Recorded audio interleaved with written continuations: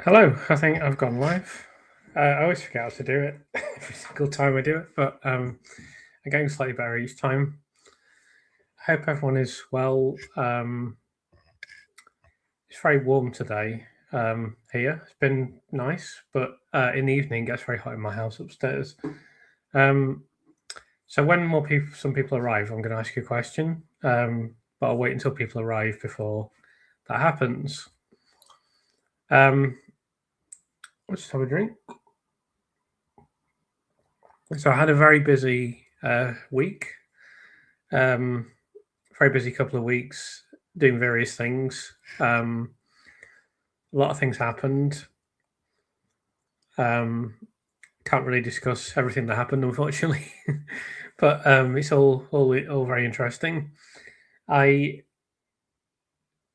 doing this one this evening because this could be the last chance I get to do one for quite a while.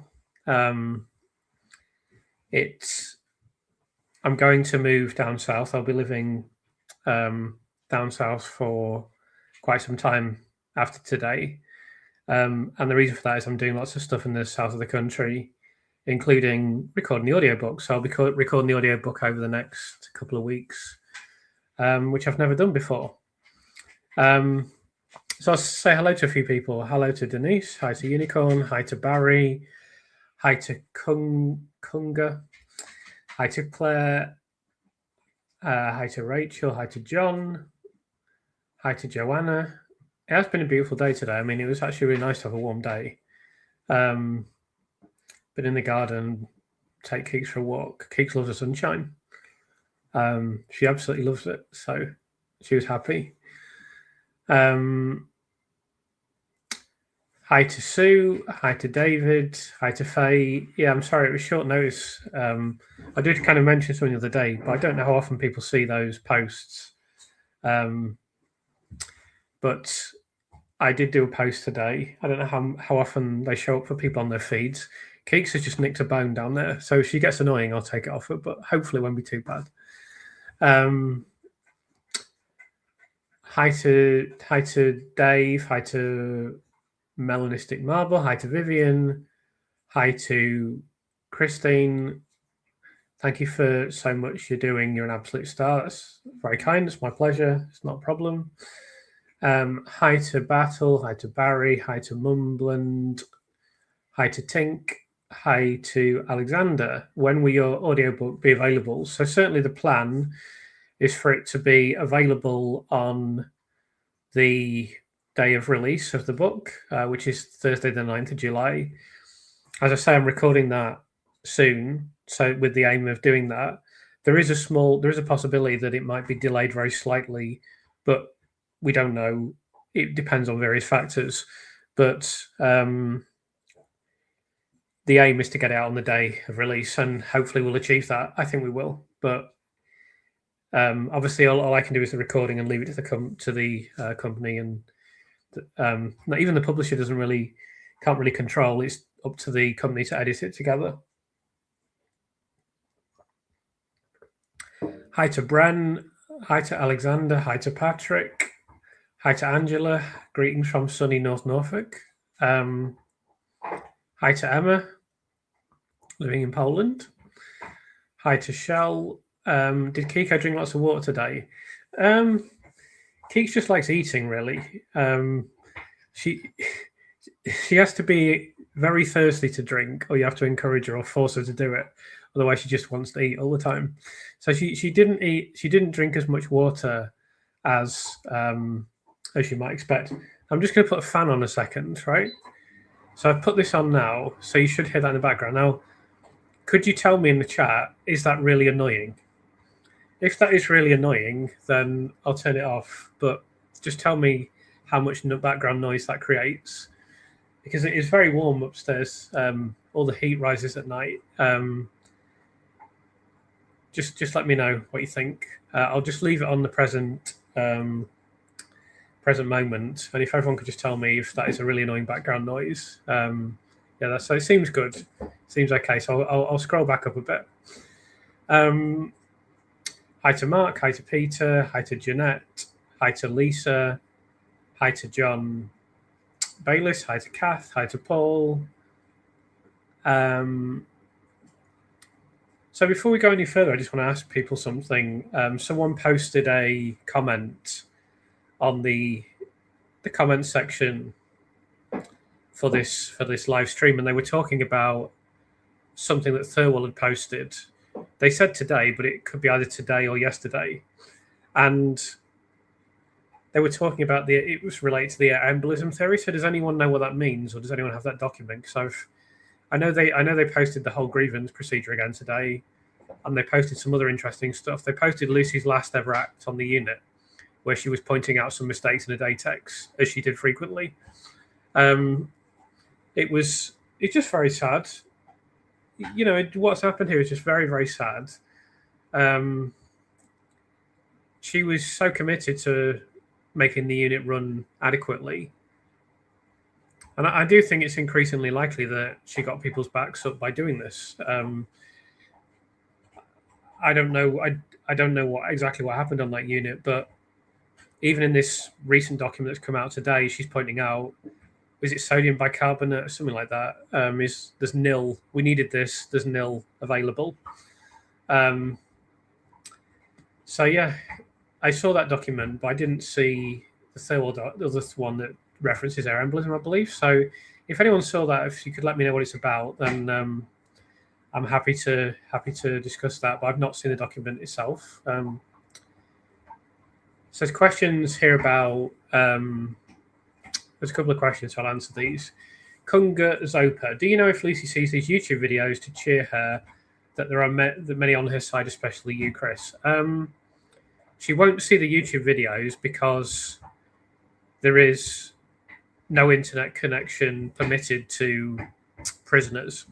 She may have limited access in a library or in some sort of communal aspect of the prison, but that would be firewalled off to a great extent. I doubt that she's got any YouTube access at all. I would very much doubt that.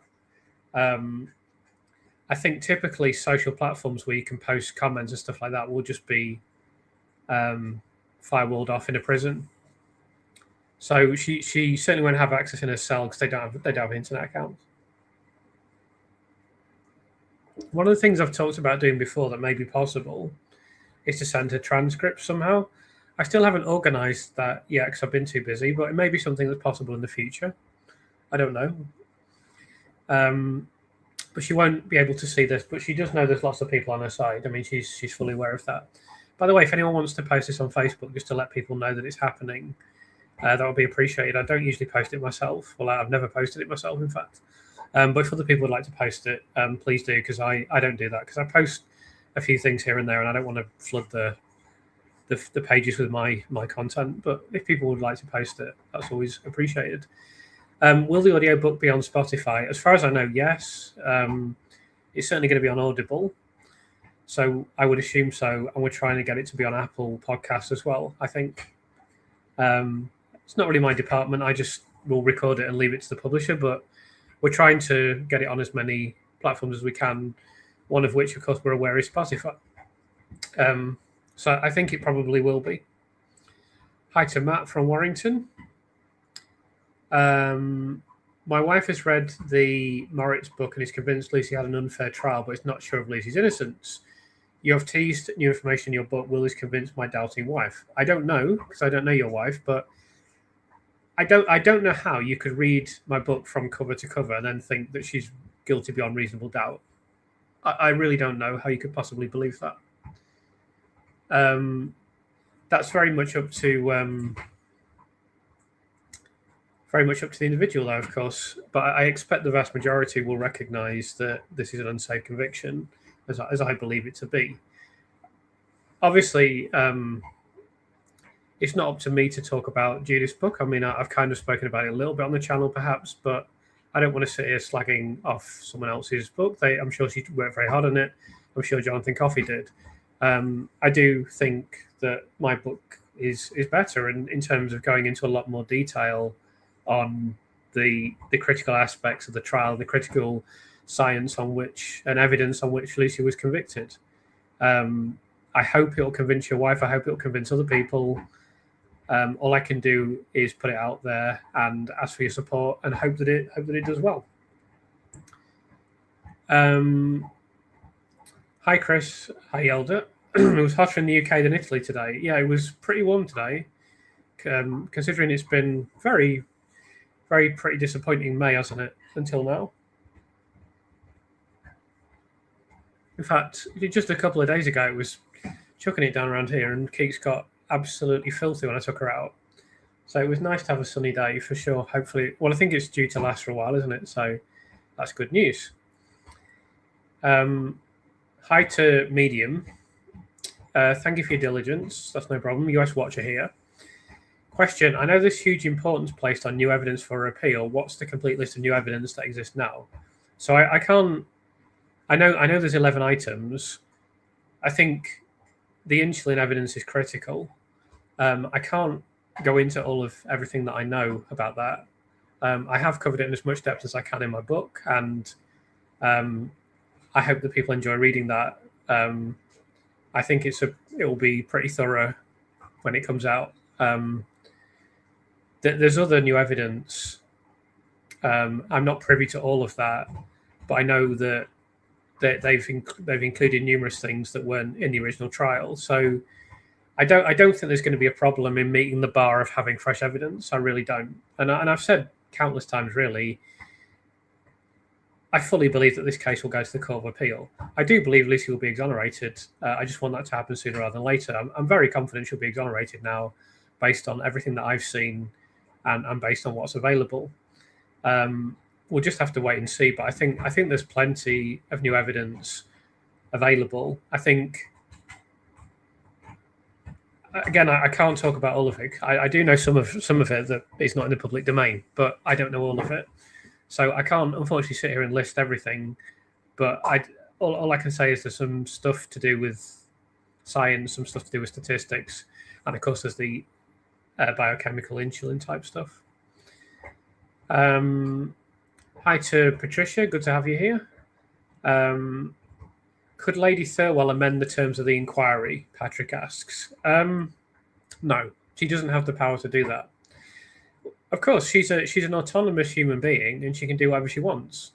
She can't amend the terms of the inquiry, but she could write a report that said, "Look, I looked at all these documents, and it became clear to me that this inquiry is a farce." But they'd probably take all the money off her if she did that. I mean, she's not really the kind of person that's going to do that. I don't think I would do that, to be fair. But I think she knows very well that she can't release this report. I'm certain we'll never see that report. I mean, I'm 99% certain it can't be 100%, because it should be released by now.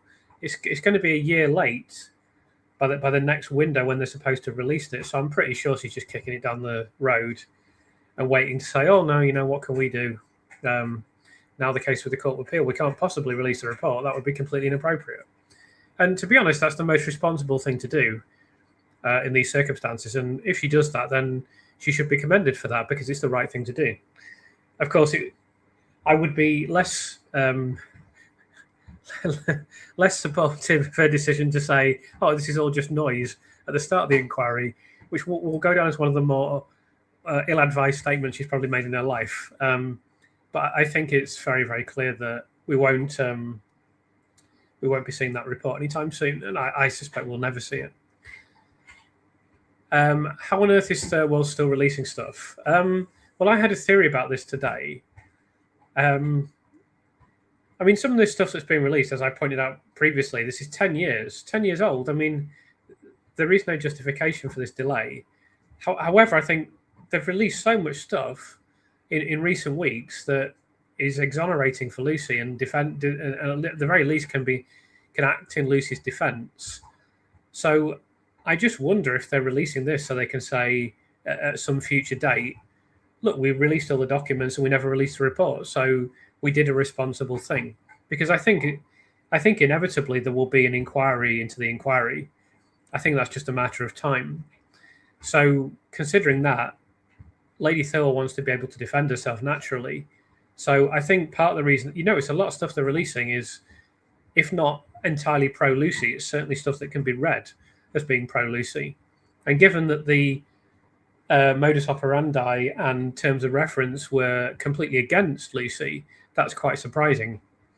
But maybe it's just a coincidence, maybe it's just an accident, but it feels like there's something more to it than that. Hi to Claudia. Hello, Chris and everyone. Could King Charles exonerate Lucy? Well, he has the power to do that. He has the power to issue a royal pardon, but it's very, very unlikely that would happen because the royal family, I mean, there's multiple reasons for this. Let me give you one reason. The royal family has to walk a bit of a tightrope anyway, because I'm not really a massive Republican, but clearly there's no justification for the royal family whatsoever. I know some people like them, and I know some people, it makes them feel patriotic or whatever, and I haven't got a problem with that. And I actually, funnily enough, know someone who went to school with William and Harry. But I don't have anything against them as people, and I think the generation of the royal family that we see in the public eye now, not so much the king, but William and Harry. I mean, William was at the Villa game the other day, and it doesn't feel like an affectation. It feels like he genuinely enjoys going to the games, and he seems like about as normal as you could be under the circumstances. So I'm not here to slag them off or anything, but the fact is, I just cannot really see any justification for having these heads of state that have multiple palaces and so on. So they have to walk a bit of a tightrope because they have to kind of justify why they exist and why the crown exists. And if they were to just start wading in on these type of cases and saying, "Oh, we'll just use our power to exonerate this convicted child killer," that's not going to look. That's them. It's always said that the crown just holds ceremonial power. So that would be a very real example of the crown exerting real world power. And unless there's a very good reason for that, they will avoid doing that because it's just terrible PR for them. So that's one reason. There's lots of other reasons, but unfortunately, that's just not a prospect in my estimation. I have actually made a video about. So the next video that's going to come out is a brand new statistical study. When I say study, it's not academic level statistics and mathematics, but it's something I've been researching, and I have consulted with a couple of statisticians just to say, am I way out on this? And they said, no, you're not. So I'm looking forward to people seeing that. And I've done another video about what happens when Lucy is released. That's going to be the video after that. So I've already recorded these things so I can concentrate on my book this week. And then I've recorded a Q&A for the 28th. So I recorded my next 3 videos to try and give myself a bit of time this week to go over some things, because lots of things happened this week. Unfortunately, I can't discuss all of those things with you, but some important things happened. And then on top of that, I'm learning stuff all the time. It's incredible. You think you get to the point where I think it's fairly clear that I know quite a lot about this case. And you think you get to the point where, well, I can't learn anything now, or I won't learn anything substantial. Then you just learn new stuff. So it's surprising. It's a crazy case. And I guess if they'd made the court transcripts fully available from day one, we'd know all this stuff in the time it took us to read the court transcripts. But unfortunately, they didn't do that.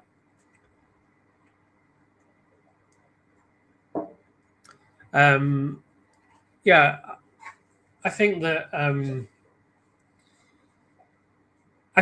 there are definitely question marks about the whole court process. Someone making comments here about Lucy kind of being targeted. I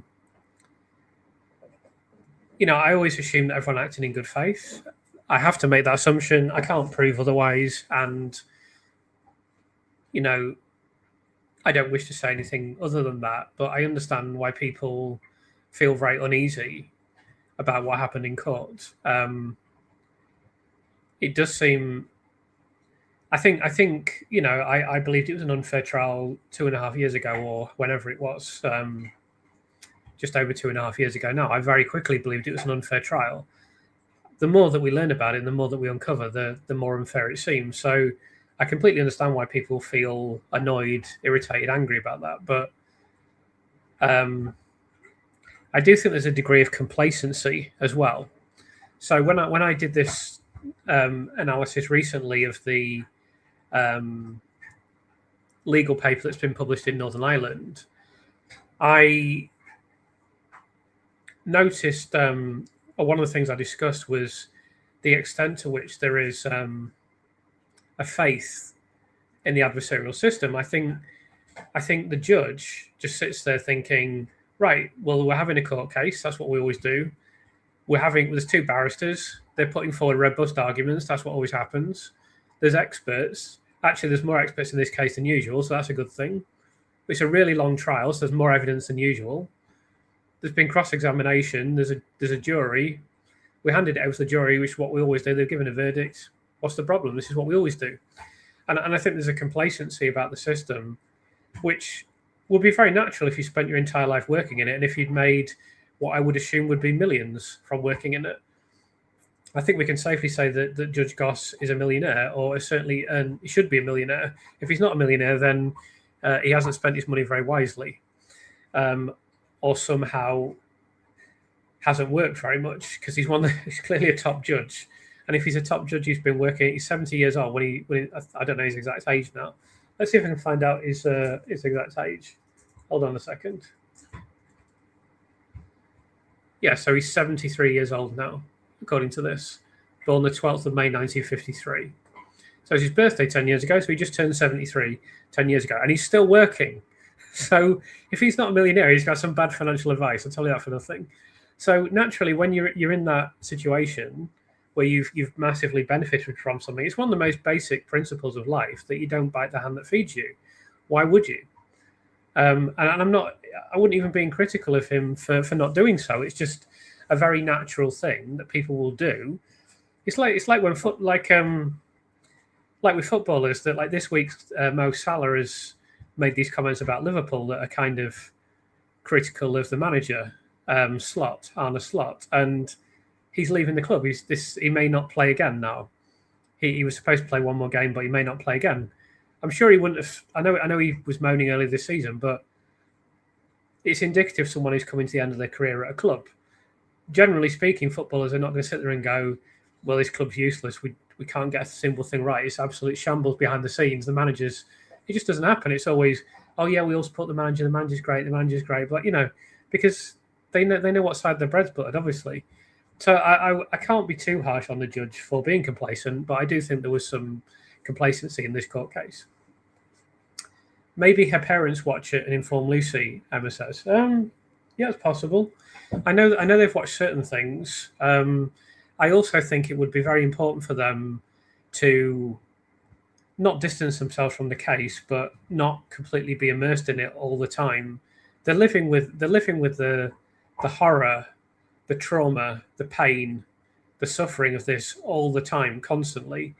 So I don't think they're going to want to sit there and pour over Lucy Letby content on the internet at every possible opportunity. They're obviously in touch with Mark McDonald, presumably on a very regular basis. So they will get updates, and I think that they will want to try and live as normal life as possible. Obviously, very obviously, they can't live a normal life, but I would be very, very surprised if they watch this regularly. However, I do think I have received information which indicates they've watched certain things. So it's not impossible that they've seen my channel. I don't know. So it's a question here about how are Lucy's parents doing, and hi to Andrew, by the way, as well. How are Lucy's parents doing? Well, I don't know the answer to that question because I've kept a low profile and I've had no contact with them whatsoever. And I have actually written a letter to them now, but I've not sent it yet. But I will do soon because it's incumbent upon me to inform them that I've written a book. That would be, I think, basic courtesy, really. I think that how they're doing will be coping and surviving, and no better than that. What else would they be able to do? You can't really live if you're in their situation, can you? How could you live when you're facing that kind of scenario? So I mean, I think they'll be going through immense trauma. I think they'll be really struggling to come to terms with what's happened. I think their entire view of the world will have been seriously challenged and possibly completely destroyed. And I'm sure it's very, very difficult for them, immensely difficult. And I only hope they get to see Lucy being free soon. The father is the elder, and he deserves to see his daughter again. What else can you say? Hi to Simone, good to have you here as always. So someone's offered to type up a transcript here, Range Chrisoft. So what I would more need is for people to send the transcripts to Lucy. I can get it transcribed for free. That's not a problem. It's not as good as the transcript you would do, but it'll save you a hell of a lot of effort. But I can't. I won't have the time to send them. So I'd need to be in contact with someone or several people who are willing to send them to Lucy. Maybe write a covering letter, but that's not going to happen until after my book comes out because I'm way too busy. But it's a possible project that we could do in the future if people think it's worth doing, and if people think it's going to be interesting for her and useful for her and help her. I don't know whether it would or not. That's really, I'll maybe seek a bit of advice before we begin the project if we do decide to do that. But yeah, I just would need a bit of assistance.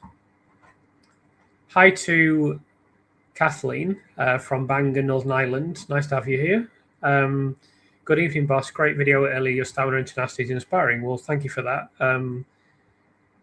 Yeah, I mean, I won't say it hasn't been challenging to do YouTube to this extent and write the book and doing all the stuff behind the scenes and looking after my friend down there who's chewing the bone. Collectively, these things together have been exhausting. I'm not going to lie. And I just try to keep myself going. But it's just a case of getting up every day, trying your hardest, trying to get some downtime, trying to give yourself a few little treats, and then you just go to sleep when you're tired and then get up the next day and try again. I don't think beyond the next day. What I will say is that actually I'm traveling on the 28th of May. No, sorry, the 29th. And then shortly after that, I'll be recording the audiobook. I'm hopeful that I'll be able to keep YouTube going, but it's not 100% certain what I'll be doing in June or what I'll do in the immediate future because I'm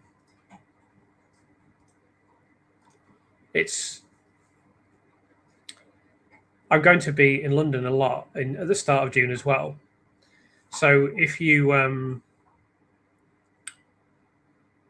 put all those things together, the fact that I'm traveling, I'm going to be away from home, I'm going to be in London for a long time, I'm going to be recording the audiobook, so I'm going to be knackered, to be honest. It's going to be hard work.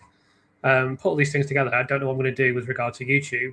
However, if I can get into a position where I've got a few days to record before I go, or a couple of days, I might be able to record some stuff ahead of time and keep things going. But it's possible that I might have to slow down a little bit on YouTube in June. I don't know what's going to happen. But the other thing I wanted to mention as well is this could be my last live stream for a while. That's why I wanted to do one today. I'll try to do one on the 28th of May, but I can't guarantee that because I'm traveling the next day and I might not have time. So this could be the last one for a while, but I'll definitely do them again in the future. It's just there's going to be so much going on and I'm going to be away. So I don't know when I'll do the next one, but it'll be sooner rather than later. It won't be months and months from now, probably. It'll probably be in June, if it's not on the 28th of May. But I'm just going to be very, very busy for a while. But yeah, I've just tried to keep myself going, and I'm so appreciative of all the support.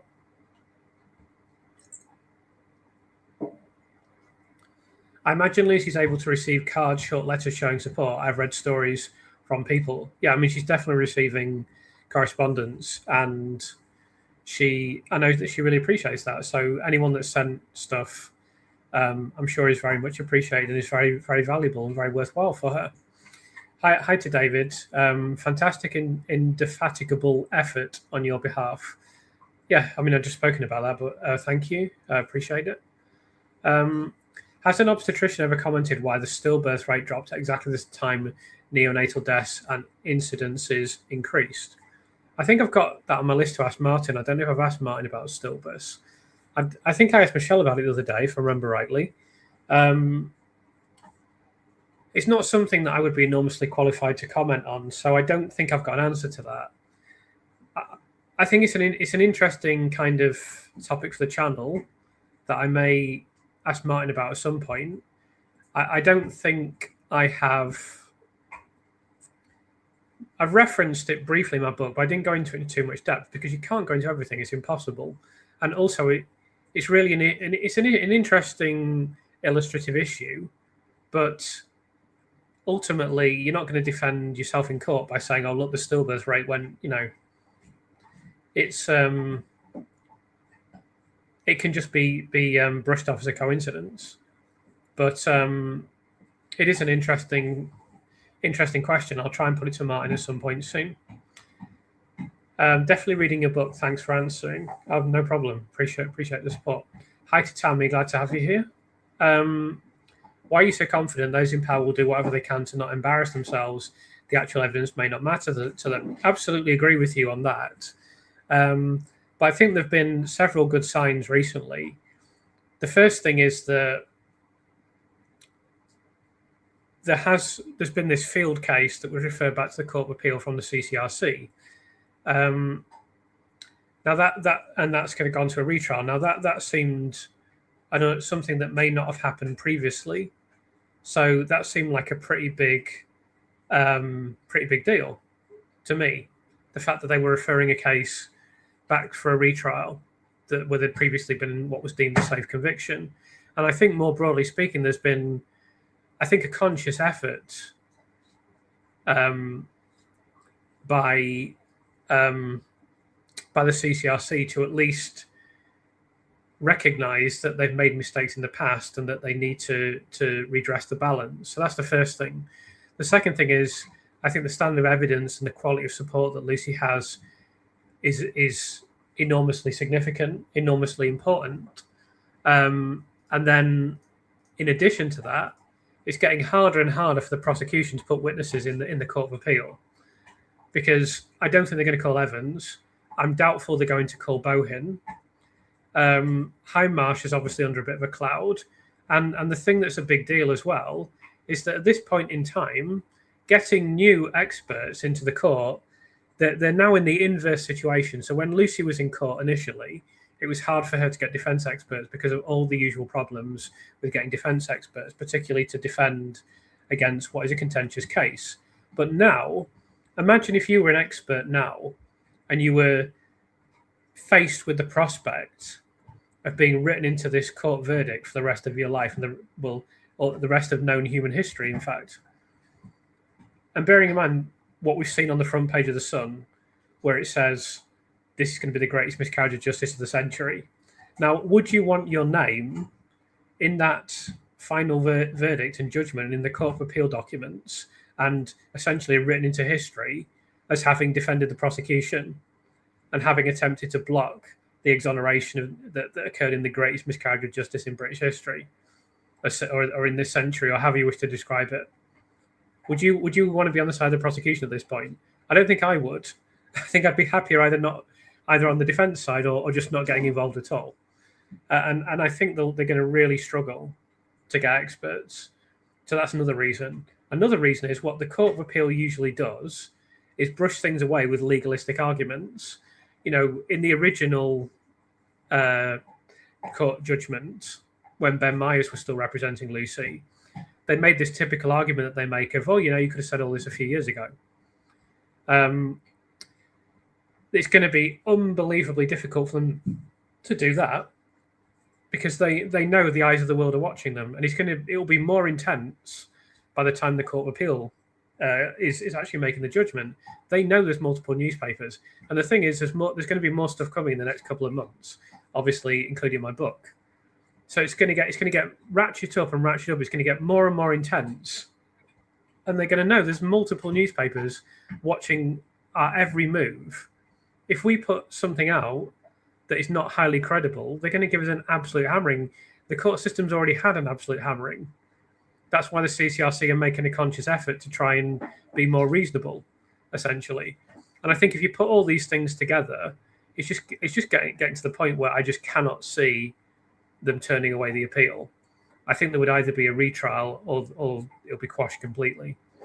I'm talking about not in my next video, but in the next video after that, I will be talking about whether or not there'll be a retrial or whether or not the conviction will be quashed. So you might want to look out for that. I actually received some new information about this that is very important. So I will look forward to sharing that with you. Why can't you talk about it? How do you get to know these things? Well, obviously, as you may guess, I'm connected with quite a few people now. And, there's various ways. Sometimes I don't usually seek it out. Sometimes I do. It depends on the situation. But usually just someone tells me, or I hear it through someone else, or someone else tells someone and then they tell me or whatever. But yeah, I'm well connected enough now that I get to find out a lot of things. And that was not that I wanted to be on YouTube, which was unplanned, but when I started writing my book, my initial goal was to be as well connected as I could be and speak to as many experts as possible. And I guess I've gone way beyond what I thought was possible, which is gratifying, obviously. And the reason I can't talk about it is because it's, you've got to be so careful with the court system. It's better to just keep things quiet. And for example, for my book, I could easily, it's perfectly feasible for me to have spoken to every single prosecution, not prosecution. They're not willing to talk.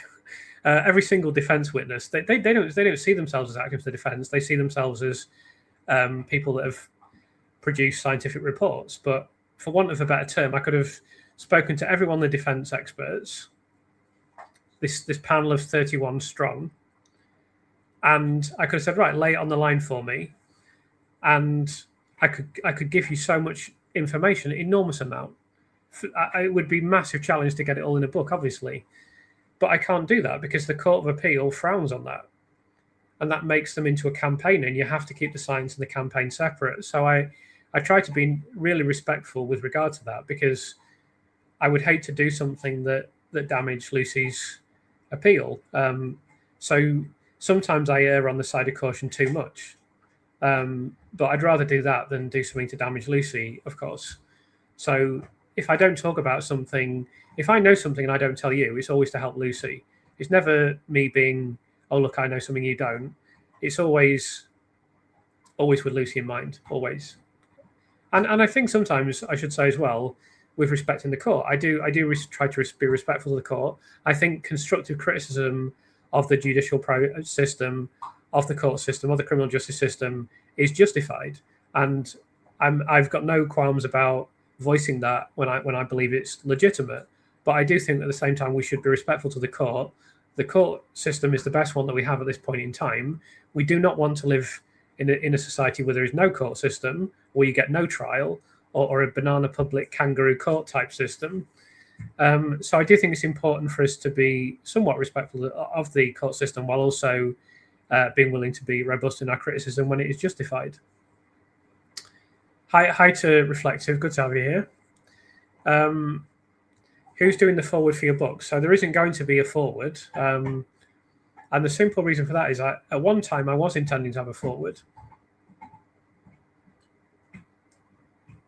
But the book is long enough as it is, and the publisher said to me, well, we kind of agreed together, let's not bother doing a forward, because I think the text speaks for itself and stands alone perfectly well. So in the end, we didn't ask for anyone to do a forward. I'm happy with the people who are endorsing it. I'm very happy to put the book out there like that. So in the end, yeah, we didn't ask for one. And the publisher told me that they don't consider a forward to be particularly important. So I was happy to go along with that. If Lucy gets cleared of all charges, will the hospital and other doctors be investigated? So I've actually discussed that in a forthcoming video, Tammy. It's coming in 4 days' time, it will be. It'll be coming on Tuesday next week. So I've given a lengthy I've discussed all of these things, but that's one of the issues that I've discussed. Does Andrew Mountbatten Windsor have the power to pardon someone? I doubt it. No, he doesn't.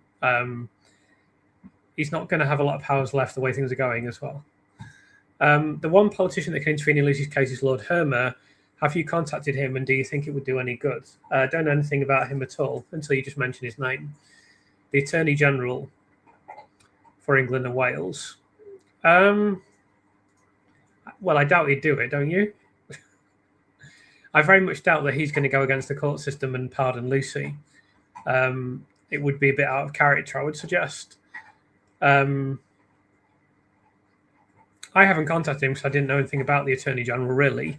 I'm not a big believer. I think what all of these people would say is there's a court process, there's a legal process, it's ongoing. I can't I can't intervene in any way. And that's, I suppose, fair enough. If someone else wishes to write to him, then that's fine. I again, another problem with these legal people is they don't want to be online because there's a lot of speculation online. They don't engage in speculation. They are very respectful to the system, of course. So I wouldn't really have any obvious way to contact him, I wouldn't think. Like, I would like to have contacted Jonathan Sumption, but it's very, very difficult. He's not of the generation that uses the internet. He's not on the internet anywhere. How on earth am I going to get? It's tricky. So I haven't had time to pursue that, but I would like to get in contact with him one day. It would be very nice to do so. But it's just a time-consuming thing to attempt that will probably go nowhere. I just wonder how it all spiraled from baby deaths to why the doctors thought it was murder. So there are various theories about this, of course, and there's a spectrum of different beliefs. I don't know. I mean, I've questioned some of my own views because I said at one time that I didn't think that them having a poor relationship with Lucy, a poor prior relationship with Lucy, was necessarily the reason that she had ended up in this horrible situation. But given the number of people and the caliber of those people who have said to me there could have been some prior poor relationships between them, I clearly can't rule this out. I can't ignore the people that have told me. It's not really my place to say definitively what occurred, but I don't think we're ever going to know how this spiraled out of control. But there are several possibilities, I think, is all I can say. Reading Coffee Morris' book, I was left uncertain. Coincidence in relation to incidents or the hospital placements. I may have that wrong. Nearly finished book. I need to revisit those sections. So you may not know, but the cases at other hospital placements have all been rejected by the Crown Prosecution Service. So I just would like to point that out. So they tried to charge on these cases and the Crown Prosecution Service threw them out. So you may wish to revisit your opinion on that particular issue. Hi to DI. Good evening. Sorry I'm late. Just putting up the beans gardens already and it's time to sit down. Hope everyone's well in chat. That sounds amazing. I mean, it's great to grow vegetables. I don't really have the time, expertise, space, work ethic. I mean, I like, you know, I'm obviously very hardworking when it comes to my career, but I'm not one to get in the garden and start digging stuff up. It's not my thing. I mean, I think it's. I love to see a nice garden. I wish I had one, but I mean, I just don't have the time. I would never have the time to grow vegetables, but I love the idea of it. I love the idea of it. You can't beat freshly grown stuff. Let's just scroll a bit down. So I'm 20 minutes behind now, 23 minutes behind. Yeah, I'm not a big fan of Morris's book. I'm glad everyone's enjoyed the weather today. It has been beautiful. If you're not living in Britain, if you're living in another country, this is a joyful day for us where summer really seems to begin. And we don't get a lot of it. We do get 8 months of perpetual grey and rain usually. So it's kind of it's part of our national character to be happy when the sun comes out for the first time, which was today, really. I imagine Lucy should be able to receive cards and short letters of support. Yeah. So she is definitely receiving some things. I don't know how much. I've not written to her myself, but please do send her stuff. I know it's helping. We know for a fact it's helping because Mark has said that is the case. Isn't there an argument that the police and prosecution are an arm of the state, and the state did Lucy horrendously wrong, so it's political? Yes, there is an argument for that. Of course, what the government would argue, what the state would argue, is that they don't intervene particularly in legal matters. To some extent, they do intervene with the police, but of course, they trust the police to run law enforcement. So what the state would argue is that we don't actually get involved in that. In a sense, well, I don't think in a sense, the police and the court system is an extension of state, but they would argue we didn't. It's nothing to do with us. We can't interfere in court judgments.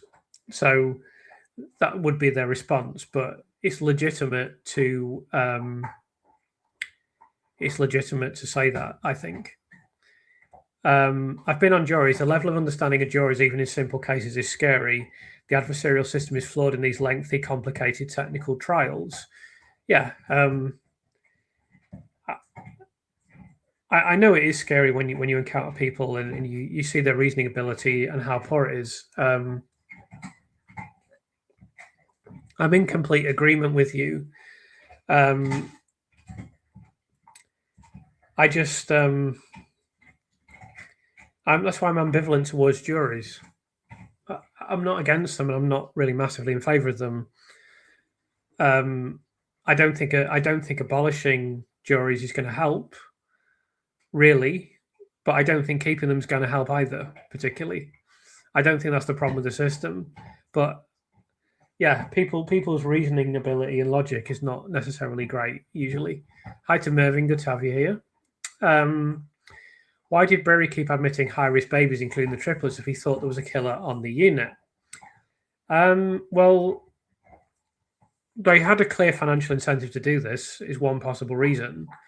It's difficult for me to give a definitive explanation for that because I simply don't know. It's also possible that initially Brery thought there was an incompetent nurse on the unit rather than a killer nurse. So therefore, they just had to keep going. I mean, I think it is fair to say that although they went for Lucy quickly and jumped to conclusions quickly, they also, it didn't become absolutely solid immediately.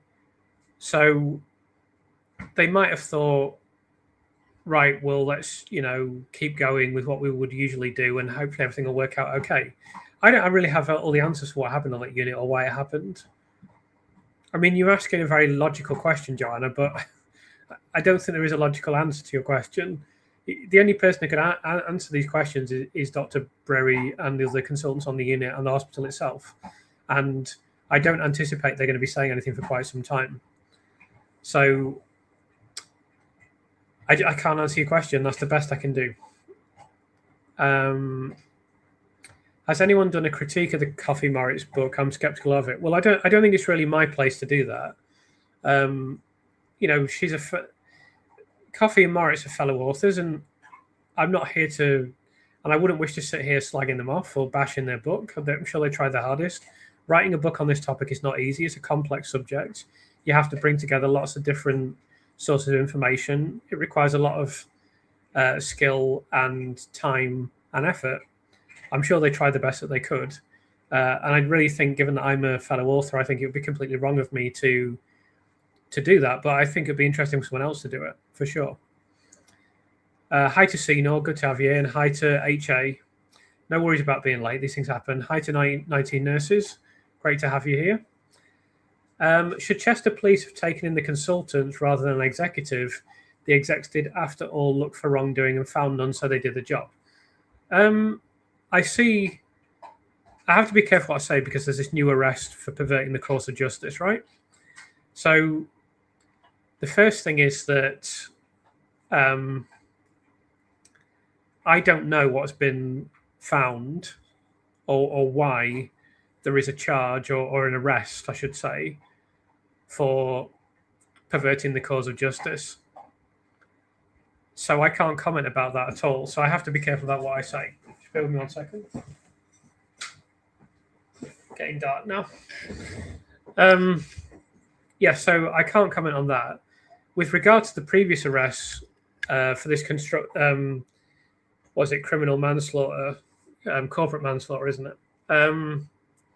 I can't see how they could possibly ever be charged for that because the case was referred to the police with no evidence, and the police fully acknowledged this. So, to me, it's preposterous to say that they could have done anything differently. I agree with you that they did nothing. They couldn't have done anything different. Absolutely agree. So they shouldn't have. They shouldn't have. In my estimation, they should never have been arrested in relation to that. But we'll have to see what comes of it. Maybe they know stuff that I don't. And maybe they know stuff with relation to perverting the course of justice. I don't know.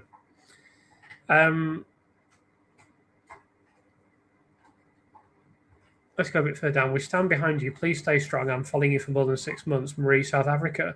Thank you for following us from South Africa, Marie. I really appreciate it. I'm sure sunshine is not such a novelty to you. But thanks for following, and I will stay strong. Don't worry. Chris, you'll have to save your voice for the audiobook.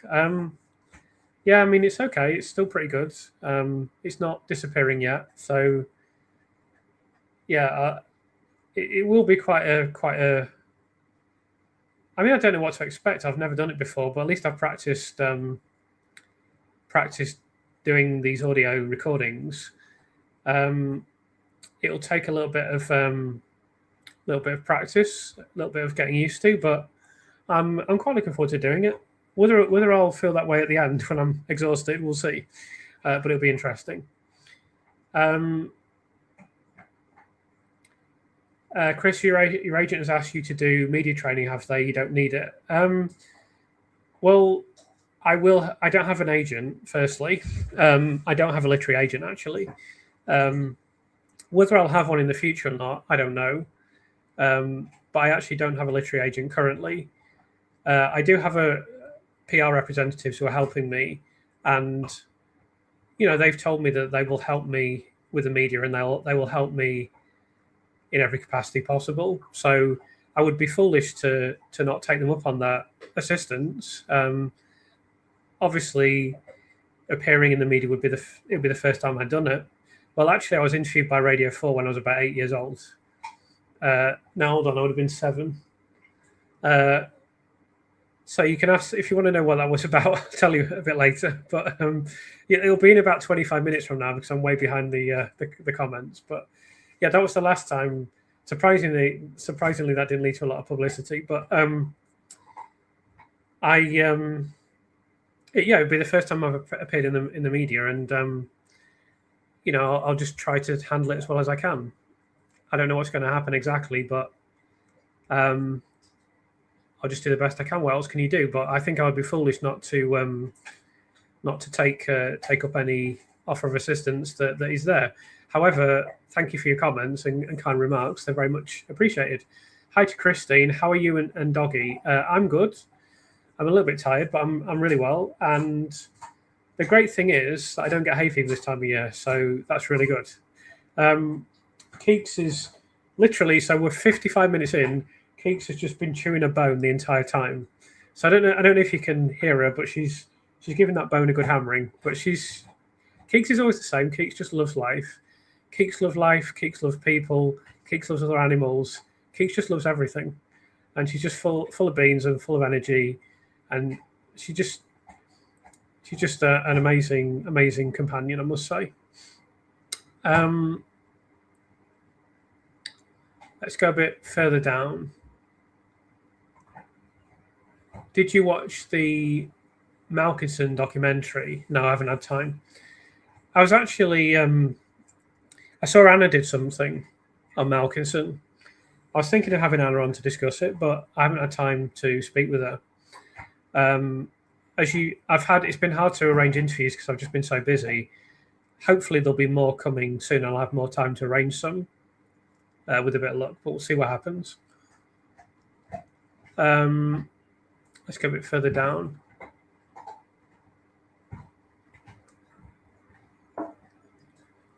So some people discussing Judy's book, and I understand your views, and I don't disagree with you, but I mean, I'm not going to comment any further on that. I've tried to be fair, tried to be fair.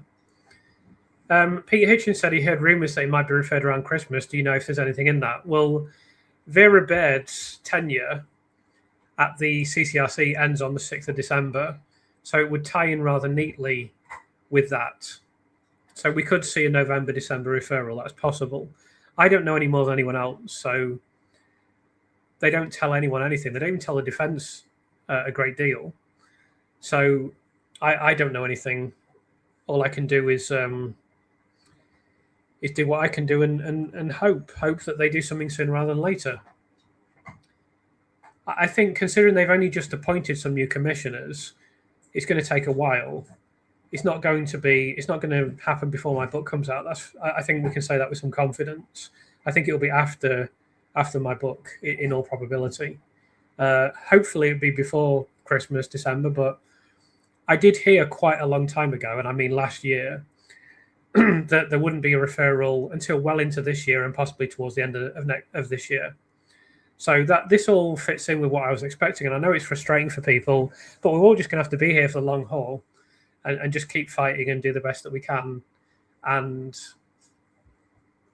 just accept that this is actually what the criminal justice system moving quickly looks like, believe it or not. What was all the death totals during the indictment period? As if the CC Chester was poor, it would show there as well. Oh, they're talking about stillbirths here. So yeah, I'd like to go into stillbirths in more depth in the foreseeable future. Hopefully I'll be able to do that.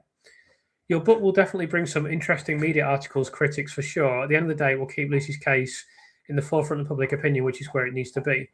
Yeah, I mean, obviously I need to be prepared for the fact that, there may be critics and people will, say horrible things about me online, no doubt. And that's absolutely fine. That's their right. But all I ask is that people read the book with an open mind. And try to come to an unbiased conclusion. I must say that I have been investigating this case for nearly 3 years, and I've always tried to be balanced and fair in everything that I've done. And I must say as well, I've always been looking for guilt, always, because the last thing I ever wanted to do was come out to the public stage, if that's what happens, and it looks increasingly likely that is what will happen, defending someone who's actually guilty. So I was always on the lookout for guilt, but I'm not really now looking for it because it's very obvious there aren't going to be any red flags. There aren't going to be any smoking guns. There isn't going to be any indication of guilt. It's just not going to happen because the evidence just isn't out there. So I think that I hope that, I think obviously we've got things planned for coverage. We'll just have to wait and see what happens. I don't know what the next 3 months of my life are going to look like or what's going to happen. All I can do is give it my best shot, and that's what I'll do. And you have to accept if you're going into this kind of situation, you have to accept that people are entitled to say whatever they want. So I will just receive good, bad, or indifferent coverage in the same way. That's all I can do. Have you had contact with Mark that you can talk about? I wonder why he chooses who he speaks to, why he chose a very small YouTube channel recently. I can't really talk about that too much. All I can say is that I've never asked Mark to appear on this channel. It doesn't seem appropriate. I think he chooses his appearances very carefully, and similarly, I can't interview defence experts for the reasons that I mentioned earlier related to the Court of Appeal. My son was born severely brain damaged as a result of clinical negligence at birth. Wow, that's awful. I got the impression that expert witnesses had relationships to legal teams despite their duty of impartiality. Yeah, it wouldn't be hugely surprising, would it? That's a horrible thing to go through. I mean, I can't imagine the pain you've been through. I'm really sorry about that. I asked a question earlier. It was just that Dewi got the idea about embolism from Ravi, as it was mentioned in her grievance. Yeah. Of course, he hasn't. It's worth mentioning that Evans hasn't necessarily seen the grievance, shouldn't have seen the grievance, because he didn't do much to look at things at the hospital that he should have been looking at. So he may not, very, very likely didn't see the grievance in his defence.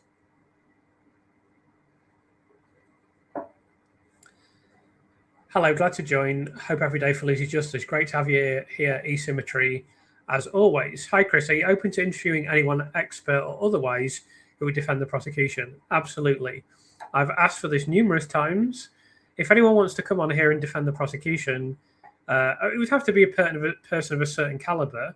But given that I haven't had a single email from anyone that thinks that Lucy Letby is guilty, if anyone fancies having a crack, then they're welcome to come on. I'll open it up to anyone that wants to come on. But I just don't think it'll ever happen because they couldn't. in real time, in a real time discussion, in which I put the evidence to them and asked them to respond to it, how could they possibly defend the prosecution? So I can't imagine that would ever happen, but the offer's always there. What I will say is, after the 9th of July, when my book comes out, the offer will be closed, because I'm not allowing anyone to piggyback off me after that time. I've offered millions of times. I mean, obviously not millions in the literal sense, but many, many times I've said, my email address is out there. It's on my channel page. If you want to come in here and defend the prosecution, if you want to come here and say Lucy Letby's guilty, I'll have you on here. I'll give you a fair hearing. I can't say fairer than that. And no one's ever contacted me, or no one's ever sent me a single email. On the 9th of July, that offer's going to end, because obviously I'm going to be very busy. I will gain probably a more prominent public profile, and I'm not going to allow someone else to piggyback off that. So you've got 50 odd days left to contact me. After that, the offer's closed. Do you think that given the backlash against Cheshire Police poor investigation, that they or another police force or body may have scrutinised it behind the scenes, or do you think they're just going to carry on?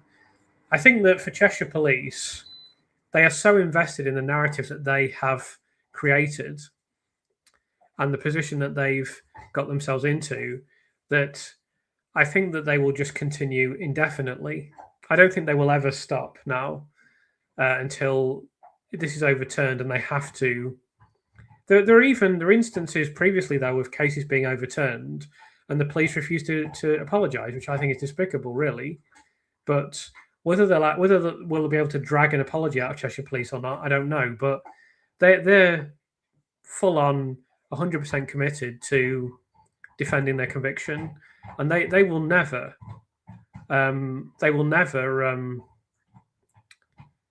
admit that they've made a mistake until they're forced to.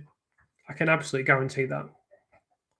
I hope MD and Private Eye and others of that stature will respond to your book. It will all help the case. Yeah, I hope so. We'll have to wait and see what Private Eye does, and other media as well. I wrote to the Attorney General and received a reply. Well, that's interesting. Maybe you could tell us more about that in the chat. Hi, Karen. Good to have you here. And yeah, no problem with that assistance. It's really my pleasure. Hopefully one day Lucy will be able to tell her side of what happened with those accusatory doctors. Well, I'm very happy to tell her story with her if she wants to do it firstly, and if she thinks that I'm the right person for the job. I will I'll do everything I can to help her, absolutely. Google refer Lucy Letby's case back to the Court of Appeal and share. 250 more signatures needed to reach 20,000. So yeah, let me put that in the chat. Bear with me.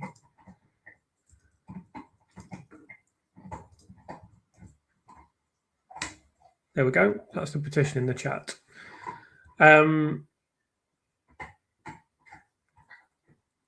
The weather's apparently going to hit 30 by bank holiday Monday. That'll be nice. It'll be warm up here.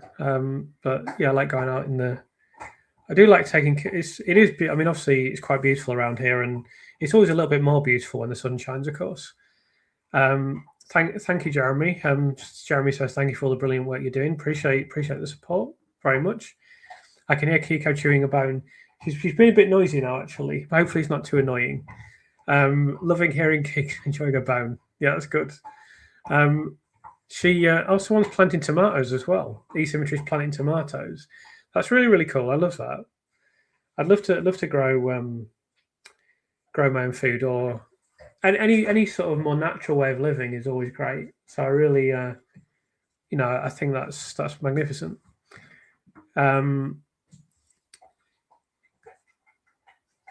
Wow, got multi-million-pound settlement, but highly contested. 80% of claim recovered. Wow. Sorry for everything you've been through, Colin. That's the least you deserve. Just absolutely awful. That's really heartbreaking and terrible news to hear. I'm sorry for what you've been through, but at least you were remunerated in the way that you deserve for what you've had to cope with. I'm sure that you still love. I forget if it was a son or a daughter, but I'm sure that you still get a lot of joy from your child. In a retrial, will all the cases be taken together as in the original, or separate as the defence wanted, and what would be the most beneficial? So there are numerous things to say in response to that. The first thing is that in a retrial, it's not guaranteed that there would be as many cases as there were in the original court case, because the prosecution is allowed to put a completely different case in court. So they could just pick the stronger cases, for example, and they could throw out all the air embolism down the nasogastric tube, etc., etc. They could just get rid of all that if they wanted to. That's the first thing. The second thing is that, let me mention something else as well. They don't have to use, crazy as it may seem, they don't have to use the same methods of murder or attempted murder. They can completely change what they what they allege. Obviously, they don't think they would do that, but that's one thing they can do. The second thing is, as I say, they can pick a smaller number of cases if they wish. They could even pick different infants, as crazy as that sounds, I think, which would be really crazy. And then the third, in answer to your question, that would depend on the judge. I think it was Lulu. It was either Lulu or Anna. I can't remember which one. Told me that it is normal for trial to be all the prosecution and all the defense. However, I think with this case, it would have been fairer to allow the defense request for individual cases to be heard one by one. So it would be up to the judge again in the event of a retrial, and we would just have to see what happened. With all these experts saying she's innocent, why has she not been released already? Because there's a very high bar for getting someone released from prison. Is the simple answer. That's all I can say to you. There is no other explanation. It's just very, very difficult to get someone out of prison for any crime. Ironically, your best chance of winning an appeal is if it is a serious crime. So it's not, you never get an appeal. So it's very, very difficult to get someone out of prison, and you need an enormous amount of evidence, and you also not only need an enormous amount of evidence, but you need public support.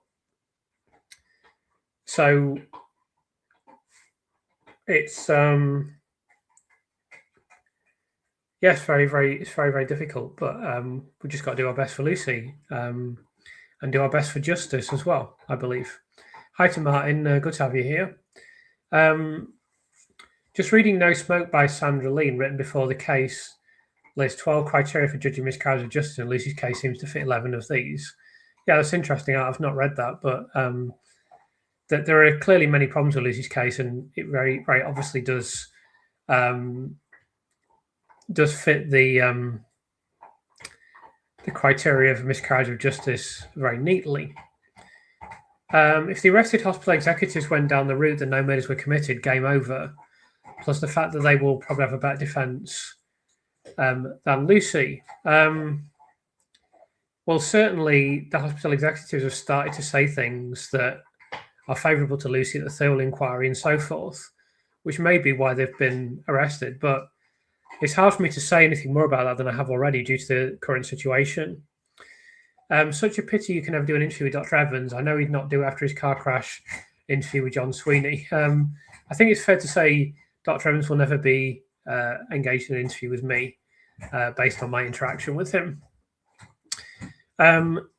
Talking to watching a neonatal midwife today about CPAP, she was deconstructing the ventilation to give access for scan. Evans simply hadn't a clue. Yeah, absolutely.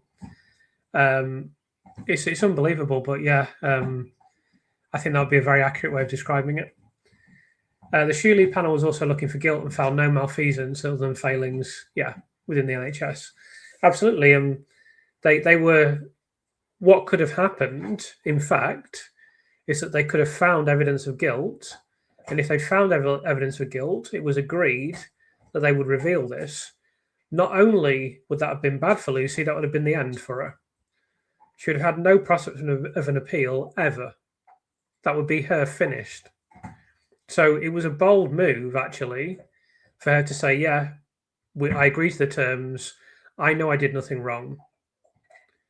Now, please do your work and tell me your conclusions.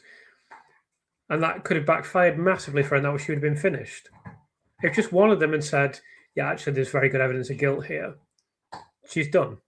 Not only could she not have appealed via that avenue, she would be finished. So it was a high risk move, you could argue, but of course she was completely vindicated. So that's enormously significant. Hi to Casey. It doesn't matter that you're late. These things happen. I'm just going to go and get some water from downstairs. I've left it in the fridge because it's warm here, and I don't want it to get warm. So I'll be back in 1 minute.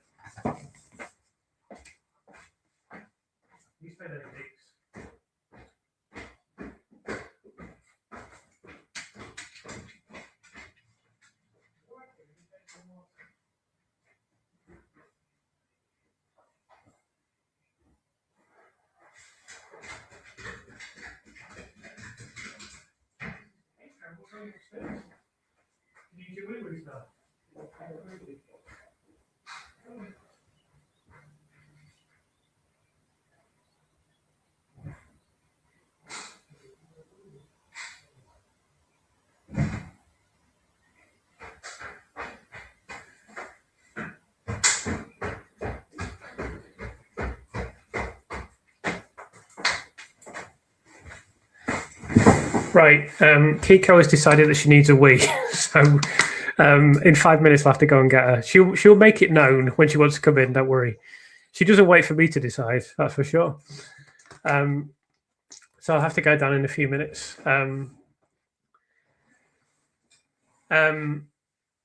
Ree, you've looked for guilt, never found it. Wish you were the investigating officer. Think of the money saved by taxpayers. Yeah.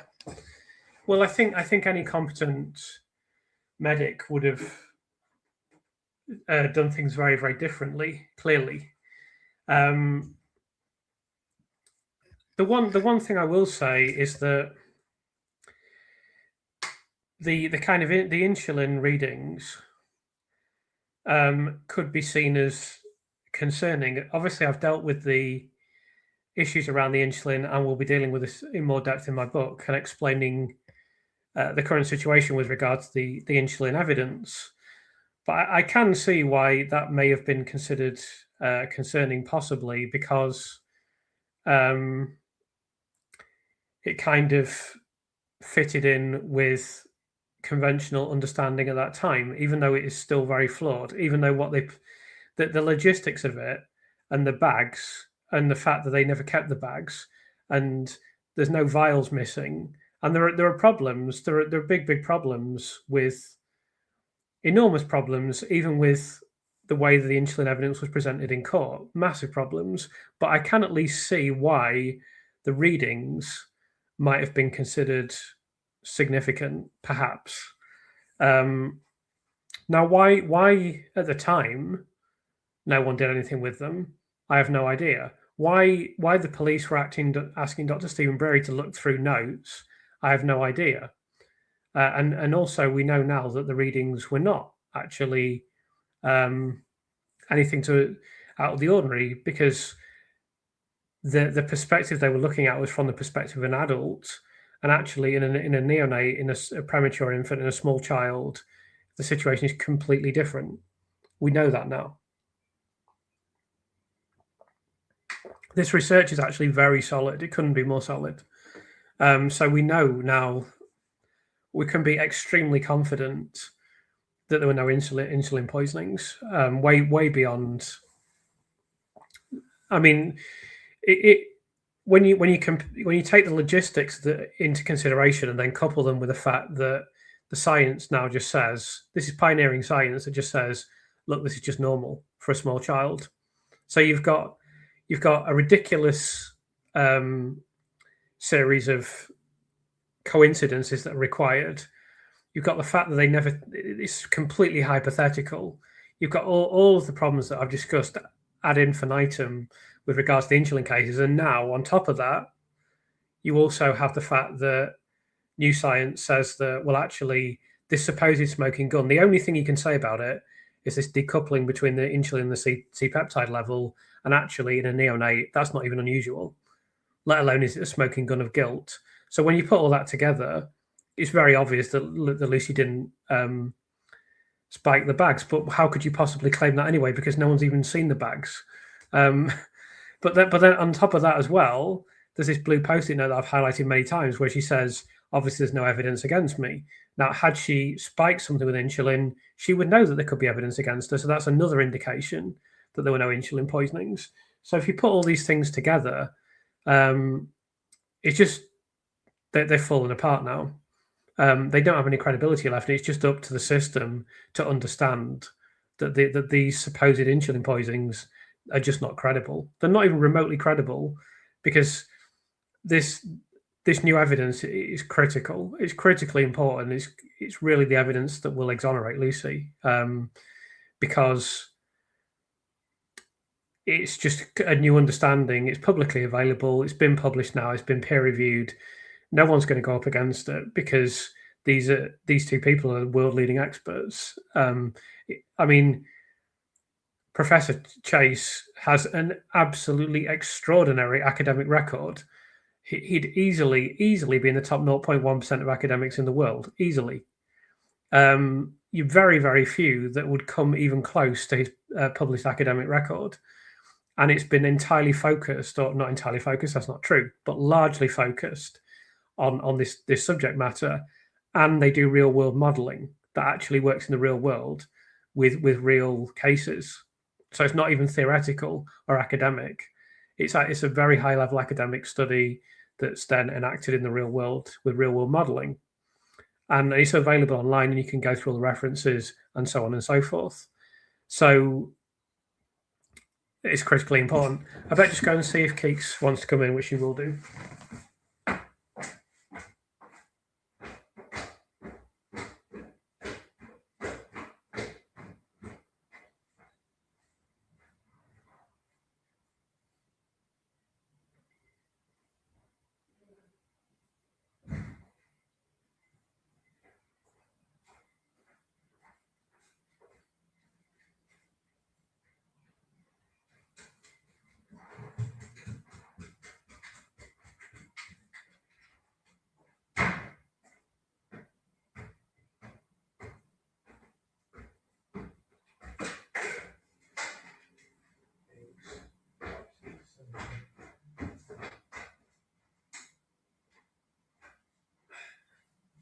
Why are you just doing that?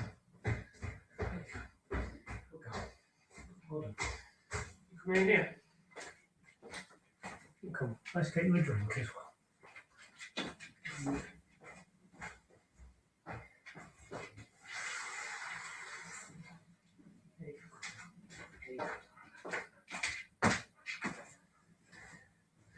Let's see if I get to come here. There you go. She's having a drink now as well. She's panting. She chews her bone with such a vigorous with such a vigor that she makes herself dehydrated. You all right now, Keeks? Is that better? So just put that down there for you. Good girl. Can you hear her drinking? She was thirsty. It's pretty warm here still. I don't know what it's like in other parts of the country, but it's certainly very warm here. You're going to come up, Cakes? You're going to come up? No, don't play with that. You're going to come up and say hello. Come on. Come here. Here she is. Here she is. Are you nice and hydrated now? You were hydrated, girl. Are you? Oh, I've had enough of you now. Well, then play with your bone. Prefers a bone to me. Let's go back to the questions. If they change the method, let's say the method of murder, then they'll have to get expert again. Well, they can't. I mean, they can't. In practical terms, they can't change the method of murder. It would be preposterous. But they can, theoretically, change the method of murder. They're allowed to put a completely different prosecution case in court, as far as I understand it. So they'll abandon the shift chart, for example, if there's a retrial, which is a big if, of course. But it would just be... I mean, it would be extraordinary. If it's a retrial, it'd be thoroughly extraordinary. We'll just have to wait and see what happens. But, let's just cross one bridge at a time. But, they would be utterly discrediting themselves. Absolutely. No doubt. You're absolutely right. But they can do it, theoretically, if they want to, as far as I understand it. Do I think it'll be the same judges? No, it won't be. I believe Goss has moved on to pastures new. So as far as I understand it, it can't be the same judge. And bear in mind, a retrial would happen a few years from now still, I think. 2 to 3 years. So she'd be like 75, 76 years old. He would be 75, 76 years old. So, yeah. Let's go a bit further down. Looking forward to reading your book, and will keep supporting you any way I can, because I appreciate so much everything you're doing for Innocent Lucy. Christine, thank you, Christine. I really appreciate it. I mean, obviously a lot of people are supporting me in various ways, so I'm really, really grateful for that. Couldn't be more grateful. Surely if the police were open-minded, they would have worked to challenge Evans and, for example, followed up with Shu Lee. So the police, bear in mind, Colin, the police were completely out of their depth. They didn't have a clue what they were doing. Now, I've obviously learned over the last weeks and months that they were given advice that they completely ignored. Now, that's indefensible. But what I would say aside from that is that they were way, way, way out of their depth. They didn't have a clue what they're doing. It's very clear to me there needs to be a specialist body to investigate cases of this nature. You can't just give them to a local police. Like, imagine if this had happened in, the depths of Cornwall or the Outer Hebrides, like some really remote place, and there was a local police station. Would they do it? Would they do the whole investigation?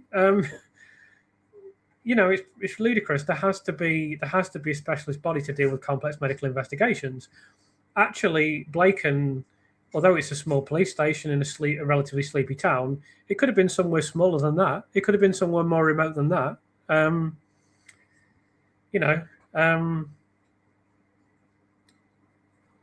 you just can't continue. Who's next in the mastermind chair? Well, I don't think we're going to see Liz Hull on mastermind. Let's just say that. Chris for PM and US president. Well, I don't think I'd like to be in politics. I think being in politics is a very difficult job, and I'm really happy with what I do now. That's the only thing I want to do. So, but thank you.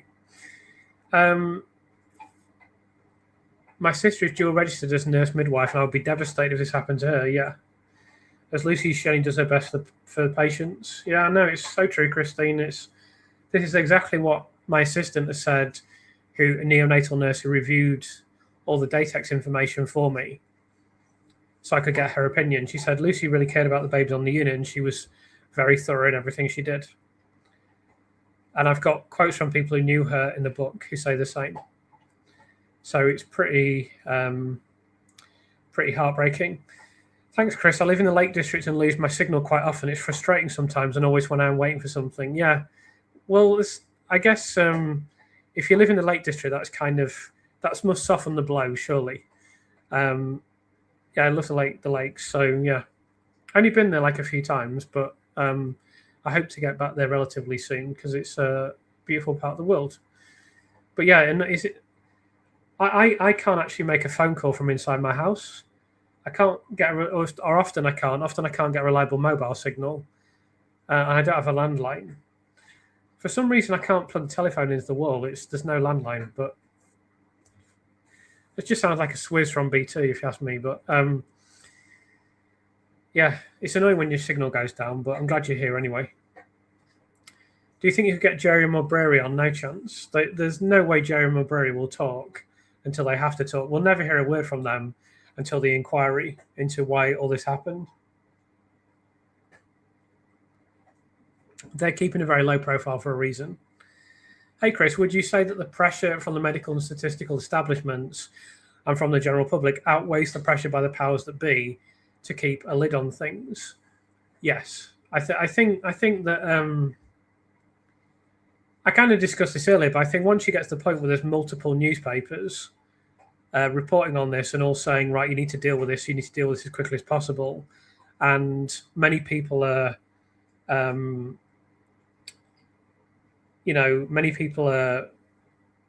watching them very closely, and many of these publications are saying it's a potential miscarriage of justice. I think at that point there is what's at stake, Lizzie, is not just Lucy being exonerated or kept in prison. It's the credibility of the system as a whole. The credibility of the system as a whole is at stake here. Because if they put out a stupid judgment and ignore all the evidence that's in Lucy's favour and just say, oh, but we're allowed to keep her in prison, so we will, that they're going to be absolutely castigated. And this is at a time where they're already facing criticism. The CCRC is already facing criticism, etc., etc. So I do think the pressure is enormous for them. It's just going to get bigger. So I think that will make a significant difference for sure. We haven't yet discussed handover notes, which we are legally obliged to do on every stream. I know. How remiss of me, I should say, not to discuss the handover notes. Actually, they haven't been brought up recently in the comments. I've not been reading them as thoroughly as I did due to lack of time, but I haven't had anyone mention the handover notes very much recently, which is disappointing. It's my favourite topic, and I always like to bring the handover notes up, as you know. So, yeah, thanks for mentioning them. I really appreciate it. I love it that you're a dog lover. I can trust dog owners.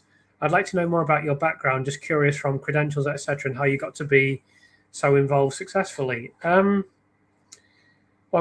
I'm very much a dog lover. I don't know if I've ever told. Let me tell you a little story. I don't know if I've ever told you this story, but Kiko wasn't my dog originally, and when I was, well, I don't know. I'll tell you this bit as well. Anyway, this is not many people. This is kind of like a bit personal, but I'll tell you anyway. So when I was 2 years old, I put my hand out to stroke a dog, and the dog bit me. Now, I can't remember this, but it had a big psychological impact on me, as you can probably imagine. So I was quite nervous of dogs for quite a long time. And I was getting better and better and better. But obviously that as you would imagine, had a big impact on me. So anyway, I was dating this woman who had dogs, and I thought, oh, this will be nice. I'll get to be around dogs, and I'll get a little bit further down the line to getting used to them. Anyway, one of those dogs was Kiko. And as it turned out, we became friends over time. We're still very, very close friends now. And we should hang out at my house and bring Keeks. I lived in a flat at the time. And she had two dogs as well. She had another dog as well, who you may have seen in some videos. Is the other dog. And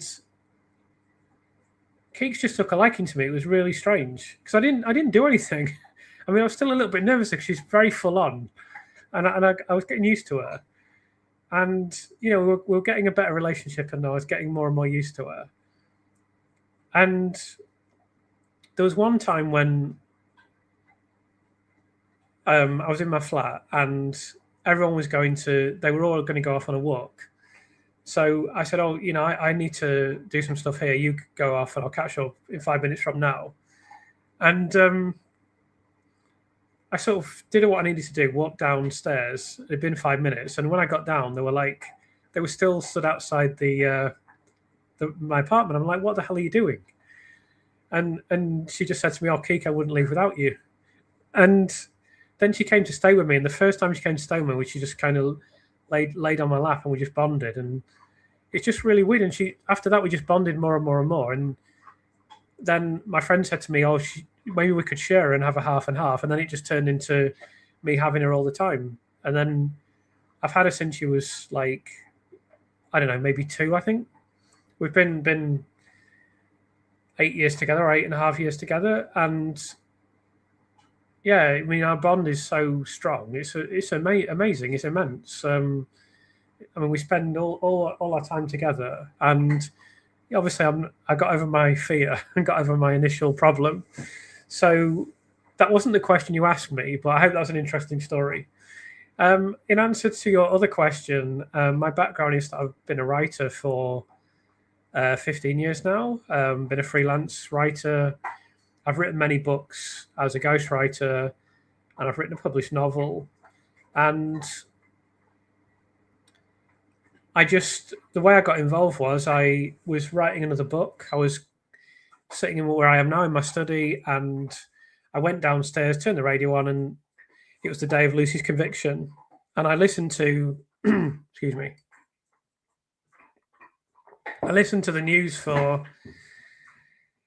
a little while. And at first I didn't know what the hell it was. I could tell it was something serious by the way it was being reported. And then that was the first time I would have heard Lucy's name. So I don't remember seeing it in the media before that. And I don't follow the news that closely usually.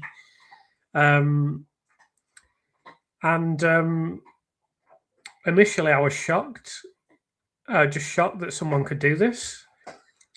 And I just listened, and it was like I just could not leave the room. I was transfixed, initially thinking Lucy was guilty. And I just listened for half an hour, and I wish I could go back in time. I wish I could view myself and try to understand why I started to question it. I think there were several factors. I think I'd heard on the radio probably no one saw her do anything wrong. I probably heard on the radio she didn't fit the profile of a serial killer at all. Everyone's surprised because no one had any suspicions.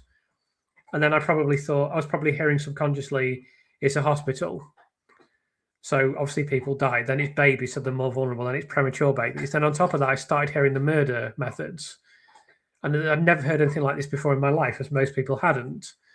So I was thinking, at some point after about half an hour of listening, I started thinking, hold on a second. I don't know why I did that. I'll never really be able to give you a good explanation for why. But there's just something intuitively to me.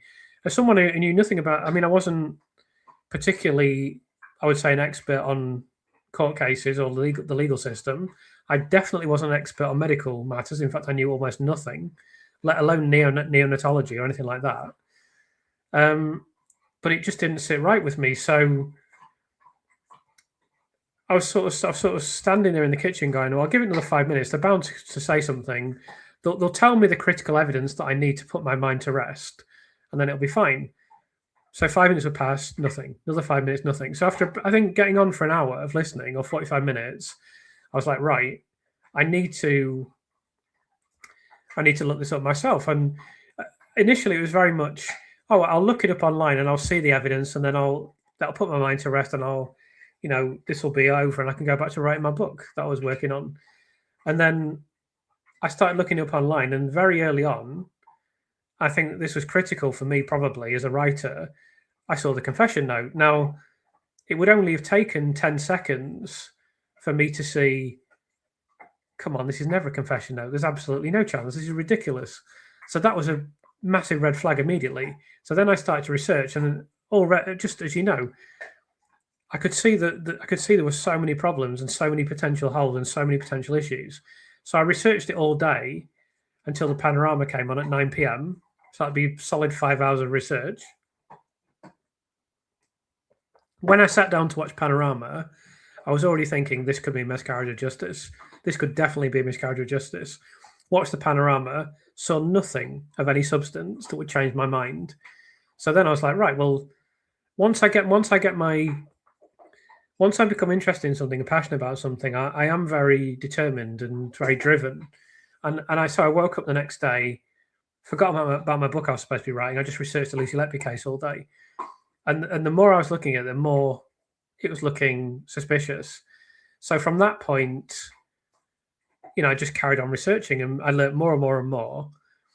And it was always the germ of my idea to write a book was always there in the back of my mind. And then when the New Yorker came out, then the Guardian came out, then Daily Telegraph came out, I thought, I know enough from my career to know what you need to get a published book, and I know what climate needs to exist in order for me to get a book published. And I could see that climate is starting to come into view now. So that was when I decided to commit to researching and writing the book. And I thought by the time I've done it, things will probably progress further. So that was how I sort of wrote my book. And I'm going to speak at the 19 Nurses, so you'll hear a little bit more about the process and stuff. And then as for YouTube, it was not initially my intention to do YouTube at all. It was just the Thirlwell lawyers released this statement back in, it would have been in March of last year, March 2025. And I saw this statement, I thought, this is ridiculous. Someone needs to respond to this. And the only way I could see to respond to it and get an audience would be on YouTube. So first, I approached the guy who does Lucy Letby films and said, I'm going to make a video. Would you like to put it on your channel? And he said, well, it's not really appropriate for my channel. Why don't you do a channel yourself? And I was like, all right, I don't know what the hell I'm doing. But so I put that video out, and it's now on 6,500, which of course, that's kind of what I get for videos now, incredibly. And sometimes more, of course. But at the time, I was pretty surprised it got 6.5K. But I think it got maybe 5.5 thousand on its first couple of days. So I thought, well, I better do some more. And then I did start doing some more videos, and it was very basic. I mean, I think I've got better at doing YouTube over time. I've learned on the job, and I'm more competent at doing the presentation now. I'm more competent I've got a better microphone, maybe a little bit better at the speaking, better at doing the thumbnails. I've learned bits and pieces as I've gone along. And I never had any plan whatsoever to do YouTube anywhere near as regularly as I have. In fact, initially I had no plans to do it at all, but then it was starting to build up, and I thought, oh, well, it'd be nice, and the subscribers were going up, and I thought, well, it'd be nice to try and get to 4 figures. And then I got to that, and I thought, well, I might as well try and do it full time now. So then I started to record videos every couple of days, and I thought, I mean, at first I was going to do them every 3 days, and I think I did for quite a while. And then I thought, okay, let's try doing them every 2 days. And people didn't seem to exhaust people too much. They seemed keen. It would still find an audience. So then I just kept going. So that's my whole story of how I got involved and how I've been involved since. And then I've become connected with more and more people because when I started writing the book, I had a plan in place of how it's going to be published and what I needed and how I'd become connected. So I enacted that plan, and it worked out better than I thought it would, to be honest. So then I've got to know more and more people, so then I'm able to bring people onto the channel. And I guess people know me now. I mean, I had a chat with someone the other day, and people just recognize me from the videos now, and that's quite odd at first, but I'm getting used to it. So yeah, that's the whole story. Hi to Lynn, nice to have you here. Thanks for all the support as always. Say the prosecution decided they wanted to retry 1, 2, or 3 cases, which, if any, would be the strongest for a retrial from the prosecution point. I can't see any. Well, there aren't any, but I guess they would go for Child F, Child L, and Child O because they were the unanimous cases. That's the best shot they would have, I guess. Could Lucy sue Dr. Evans? Well, I think it's very unlikely because I think Lucy will not want to go into a courtroom again. I think that would be traumatizing for her. I mean, can you imagine? It would be horrible. It'd be like visiting the scene of your demise again. Awful. So I really don't think that will happen.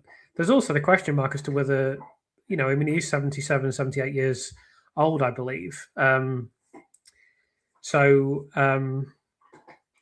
that's just not going to happen. Lucy will never sue anyone, in my view. I think she's just going to want to lead a quiet life, and we'll wait and see what happens with her. We'll wait and see what happens, but I don't think she'll be taking legal action against anyone.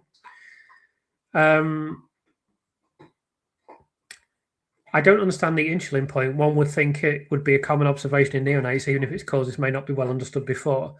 So I'm going to discuss this in my book. I'll give a full explanation of everything with my best understanding that I possibly can in my book. I just encourage people to read that. I'm not going to be discussing it on my channel before then, because there's kind of some important information in there that I wanted to hold back for the book. I'll share as much as I can on my channel, but yeah, you'll find out more information when you read the book. How old is your dog, Chris? 10 years old now. She's 10. So she doesn't look it and she doesn't act like it. She acts like a puppy. No one believes she's 10. She's not aged a day. She's like fit as a fiddle. She's strong as an ox. She's going great guns. So I hope she's got lots of years left in her, because, I mean, I love her so much, and, she's just the best. She's just the best companion to be around. And you can't, sometimes people say, how do you get through doing all this work, and how do you not get down? And you just can't be down being around Keeks, and Keeks just keeps me going every day. So she's just fantastic. So there's a question about Estonia, but I can't talk about that. I'm glad people enjoyed seeing Keeks. That's nice. She's keen to get down to a bone, though, unfortunately. Do you think the Court of Appeal might go for a retrial as delaying tactics? It's possible. It's possible. As I mentioned, I'm going to be discussing this in my video on the 26th of May, which is on Tuesday. But we can't categorically rule out a retrial, but it's going to be very difficult for them to put a retrial in court. But they could, as you say, go for it as a delaying tactic. That's possible. But I will discuss this in more depth in due course. If there's a retrial, Lucy will have 30 plus eminent experts willing to defend her pro bono. The prosecution will be hard pressed to find anyone. Yeah. And that's going to be another massive problem for them to make a retrial. And someone saying Court of Appeal will go straight to quashing. That's definitely possible. Definitely. So I think with regard to this handover sheets issue about the chronology, I do think that they don't understand what chronology means. If something is chronological, of course it has to be fully in order. You can't have something that is partially chronological, because if it's partially chronological, it's not chronological. They could have specified, they could have said the sheets were partially in chronological order, but of course that would be meaningless. So it's meaningless anyway, even if they are in chronological order. But I just think they're just not very bright. They still think there's asterisks in the diary mean something, and that's still in the Netflix documentary. So it's just complete nonsense. I own 2 huskies. What is she? Sorry, I'm very new here, but really enjoying the articulate debate, and the police are shocking. Well, thanks for being here, Emma. It's always nice to have someone new on the channel and in the chat. Yeah, Keeks is half Staffy, and we think her other half is Mastiff, but she has a lot of Staffy traits. But she's bigger than a Staff. She's pretty. She's not like a really, really large dog, but she's definitely on the higher side of medium. Last time I weighed her, she was 25 kilograms, but I reckon she weighs more now because her appetite is ravenous. I've had to cut down her food, because even though she runs herself into the ground like every day, like you should see how much she runs. She must run several miles every day. I mean, she's fit as a fiddle, but she still was putting weight on because she just eats so much. And if I gave her like 3 tins of dog food, I'll tell you a funny story. My publisher took me out to dinner, and which was very kind of them. We had a lovely meal together and stuff. And that not everyone finished their food, so there was leftovers. And I said, "Are you finished?" And they said, "Yeah." And I said, "Watch this." So I took all the plates to Keeks and like just fed her all the leftovers, and she just cleaned the plates as they do. I think that was the thing that most impressed my publisher out of everything that I was showing them. And I said, she would have eaten the 3 whole meals, never mind the leftovers. She's just got hollow legs, haven't you, Keeks? Yeah, I'm talking about you. You've got a hollow backside, haven't you? There's no good wagging your tail, is it? Here, come and have a drink. She's panting again now. Come on. Nice drink, please.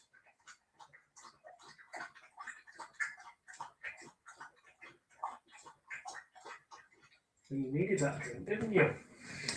Good girl. You have to virtually force her to have a drink because it's not food.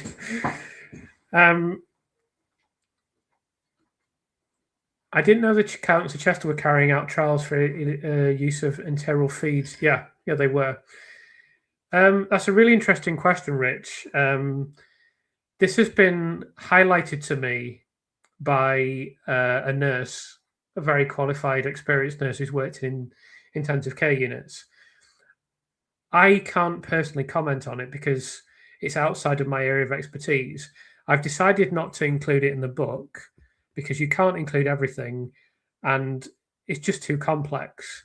It's too speculative and too complex, and people wouldn't understand the significance of it. It would take a lot of explaining for something that has minimal value. It would be very interesting to look at that if we had more information about it. We only have a minimal amount of information, but I think it's very interesting that they were involved in those trials. And I know nurses that I've spoken to think that it's significant. I don't know why they think it's significant. I haven't been able to discuss it with them in great depth, but they do think these trials are important. Yeah, I mean, you're right, Colin. The police should have sought a wide range of opinions for sure. It's just they just failed. What can I say? They just failed. It's incomprehensible that they didn't follow advice that they were given.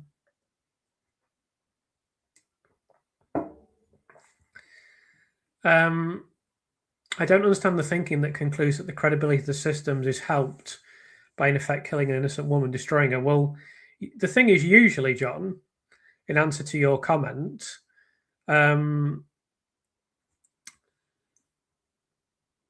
usually what happens is they just turn away an appeal and there's no publicity or very minimal publicity. So people don't have the time to go through. They make the legal documents like this. No one has the time to go through it all. The only reason that this case has caught on so much is because of the story that I told you about being in the kitchen. So even someone like me who knows nothing about medical matters when I started, nothing. Obviously, little bits and pieces you might have read, but practically zero. Even I could just hear them talking about it on the radio and go, really? So that's why so many people, because it is so ridiculous, the evidence is so poor. She was clearly such a good nurse and so dedicated. So it's so egregious.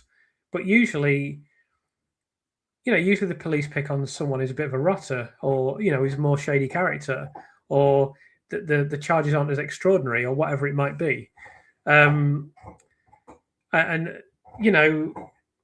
The other thing as well is a lot of miscarriages of justice involve an actual crime.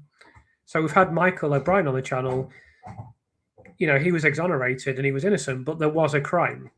This is the difference with Lucy's case, is that there's no crime.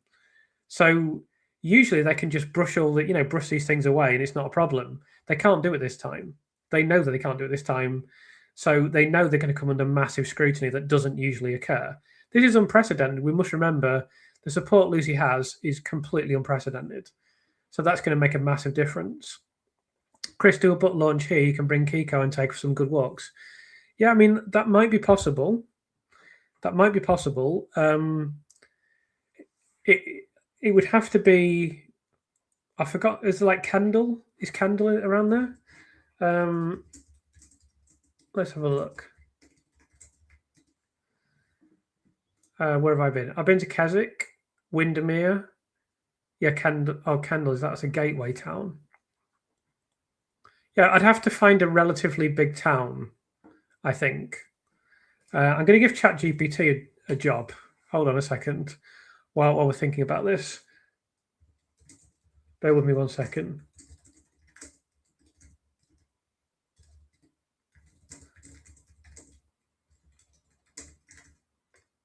Right, I'm giving it a job. Yeah, I mean, we actually talked about bookshops this week. Nothing's been arranged yet, and what I should mention is there'll be probably a little gap between the book coming out and me doing bookshop appearances. They have to be agreed. I mean, the bookshops have to approve it. I can't just say I'm coming into your bookshop. They have to approve it.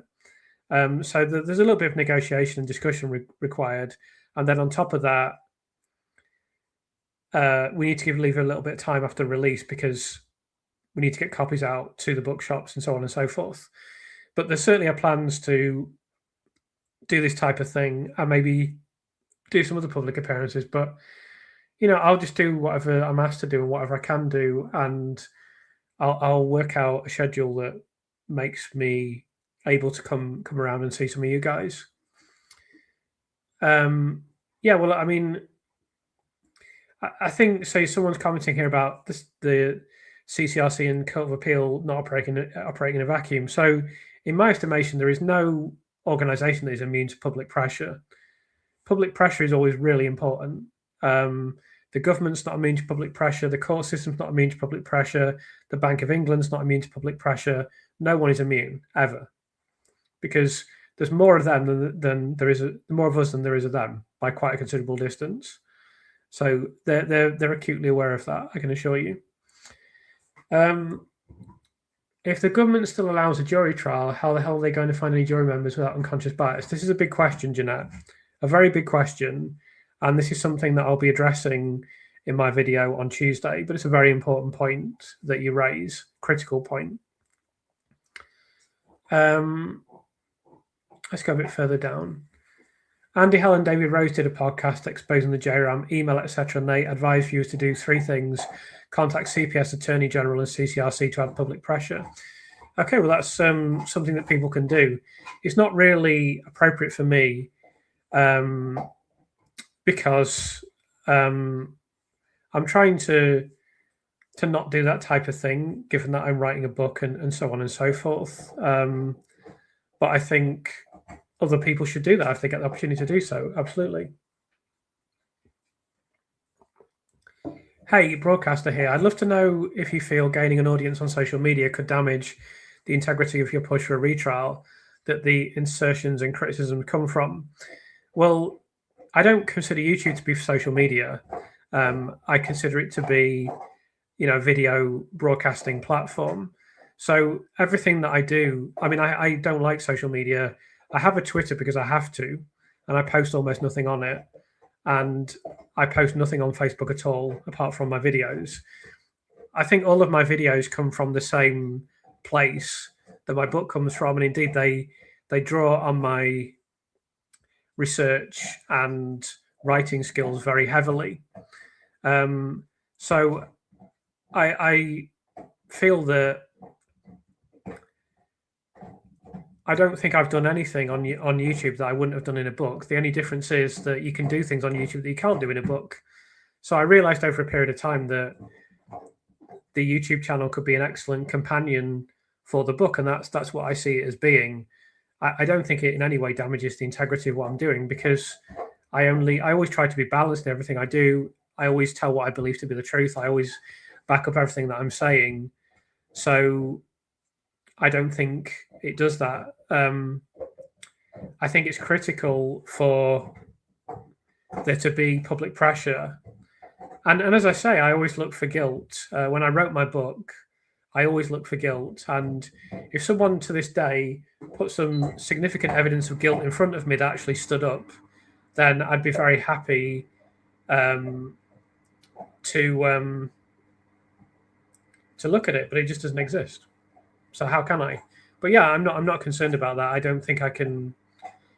I think, for starters, I've connected with so many doctors and professors because of YouTube, and people watch my videos, and I've had nothing but compliments and nothing but praise, which particularly from credentialed people is very appreciated. So if I felt I was doing anything to damage myself or damage the book, then I wouldn't do it. But I think the opposite is the case. I think it's helped the audience for the book significantly. So yeah, good question. Hopefully I've answered your question. Dogs know true love. My dog, a border collie, passed away New Year's Day 2023, and we did everything together. I can't get another dog as I can't replace him. I'm very sorry about that, Christine. I think I will be exactly the same. I think Keeks will not be replaced because I think the pain will be too much when Keeks isn't here, and I don't think anyone could replace her. I love other dogs, and I think I'll do dog walking for other people, and I might help out on one of these websites where you can help people and something like that. But I don't know if I'll have another dog of my own because I know if I could have just one wish in the world, just if you gave me one wish, it'd be like freeze Kiko at the age she's now and just keep her the rest of my life. That would be. I don't want for anything else. There's nothing else. Even obviously, the other thing you naturally say is Lucy to be exonerated, but I believe that will happen anyway. So if I had one wish, it would be for Keeks, but I guess I'll just have to face it one day, the fact that she won't be here. But all I can do is make her happy every day while she's here. It just seems impossible that she's not going to be here one day because we're just together all the time. But I guess I'll have to face the fact one day that she won't be here, but all I can do is give her all the love I can while she's here. I often think about that day of the conviction. I was so shocked she was found guilty. I felt I'd been punched in the chest since then. I've been obsessed. I think anyone that had knowledge and followed the trial would feel that way. Of course, for me, I didn't know anything about it. I'm just glad it does feel like fate and destiny that I encountered it because I certainly wasn't following the trial.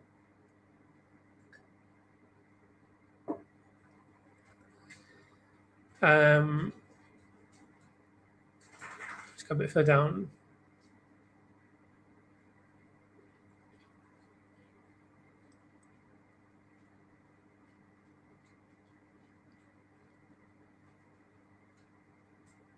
Chris, your channel is the best out there on Lucy's case, but you need to keep going after Lucy's free. I definitely will.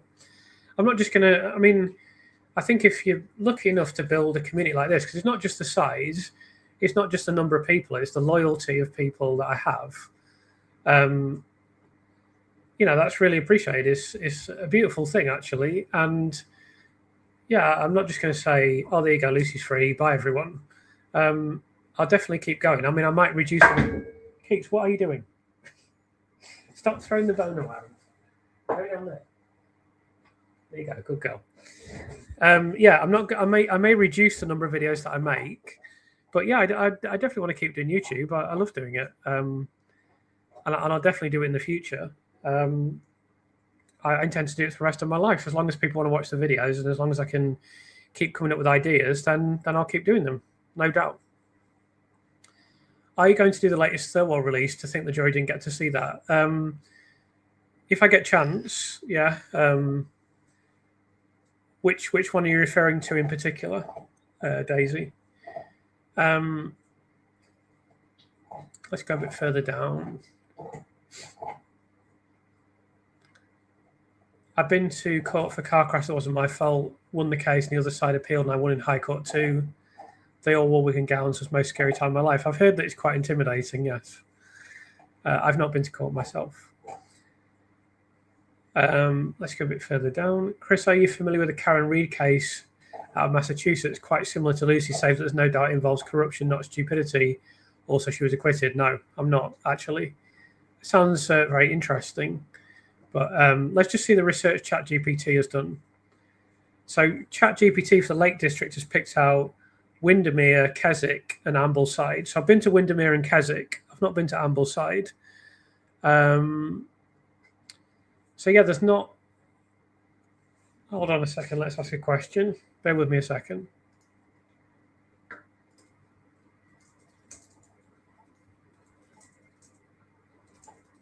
Bear with me. So it's all because it's all quite small places. It might be difficult to get to the Lake District, but I'll see how it goes. It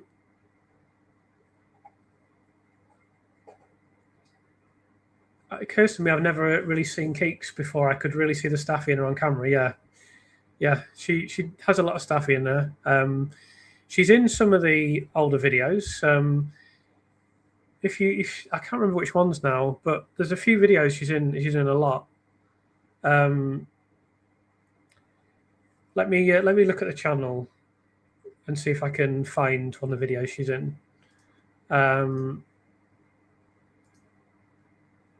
Let's have a look.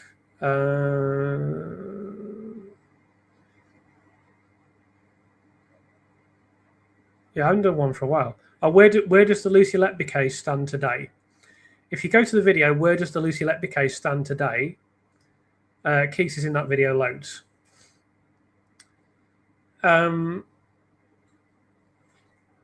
Sorry to go hours back, but I do think the raw pardon idea is counterproductive. Really, Letby needs to be legally exonerated. For her sake, she can't walk the streets as a pardoned murderer. Yeah, I tend to agree with you. She doesn't look like a Staffy or Mastiff to me. I also thought she had a husky face. Some people think she looks like a Rhodesian Ridgeback, but without the ridge.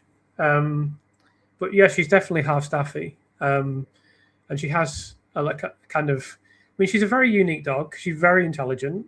And she's absolutely fearless. And she's just a bundle of energy. And she's just great. Hyde Staffordson looks like my girl. Yeah, they are great dogs. They're great dogs. When dogs lick food off your plates and others say that's not good, I just say the dog licking is the first cycle of dishwasher cycle. Yeah, I mean, technically you're not. I know people say you shouldn't do that, but I allow it because sometimes it's just easier. I know there's potential issues, but yeah, it goes in the dishwasher anyway. And I just try and keep Keeks happy. That's my biggest job in life. So you ever wonder what Liz is going to get her clothes into next time with some other young person? Yeah, I don't know. Have you considered setting up your recording sessions for some Kiki cam? Many YouTubers find sticking their pet on the screen helps get subscribers. Yeah, I don't know.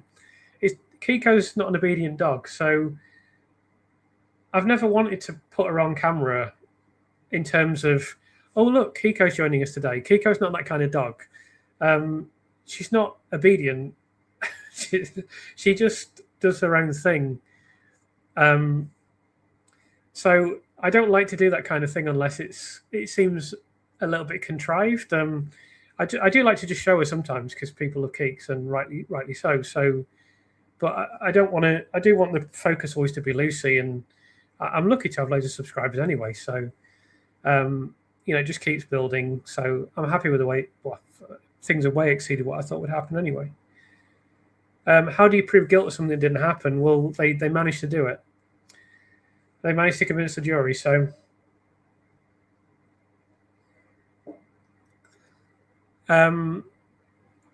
when Lucy is eventually exonerated, will the parents be able to sue the NHS for iatrogenic injuries?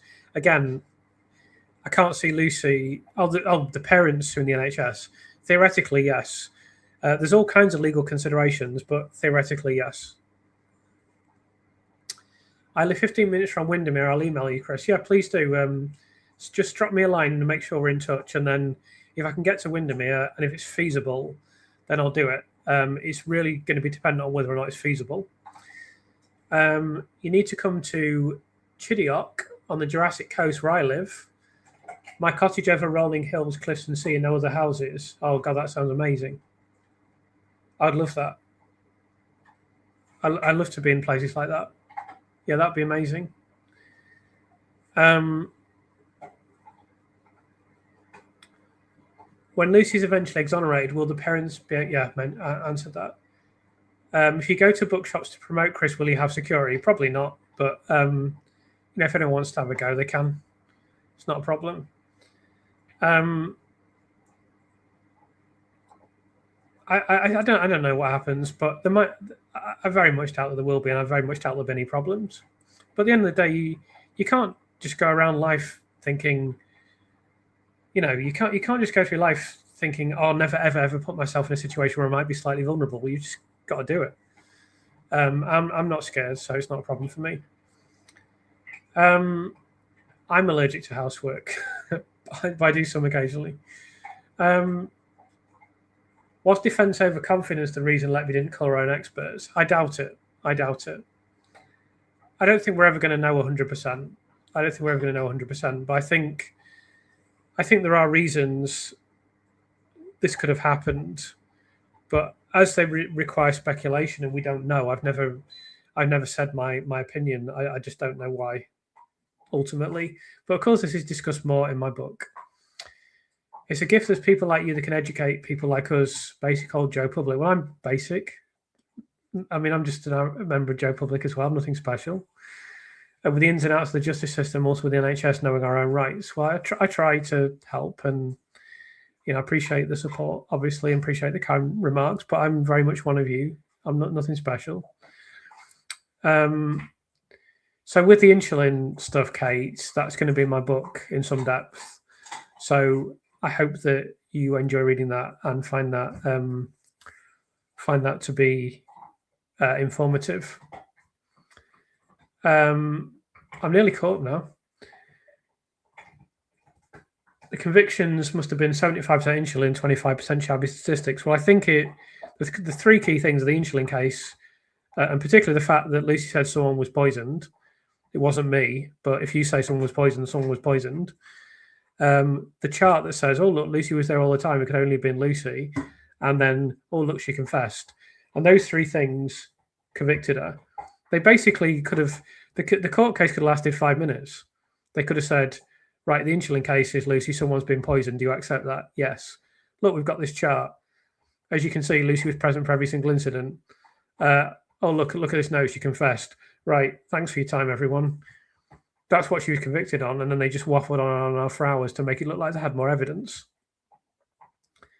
I'll have a proper watch of the video. Admittedly, I often listen more than watch the videos while doing chores, etc. Well, if you get a quick look, Keeks is in that video that I mentioned quite a few times.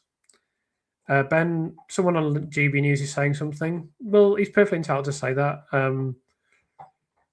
He's not coming from an informed position.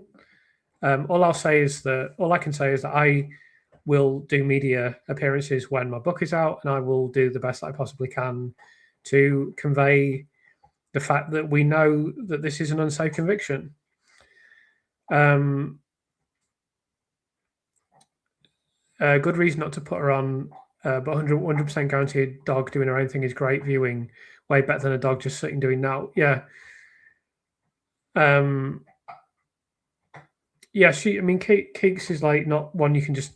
Here's like, there's a certain other person who gets their dog on camera who I won't mention by name, and like her dog just sits there. Keeks that's not Keeks. It just is not Keeks. So thanks for the contact details for John's assumption. I might look into that. I would like to contact him one day. So we're at 10:09 p.m. and I've caught up with the chat now. So does anyone have any finishing questions before I leave you all? If anyone's got any questions, I'll give you a couple of minutes to type them in. Please speak now or forever remain silent, or at least remain silent until the next live stream. As I say, I don't know when that will be. Today's the 22nd of May. I'll try to do on the 28th, but I cannot guarantee that because I've got a hell of a lot of things to do. And if not, it'll be sometime in June, probably well into June. Although it depends on the setup I have when I move.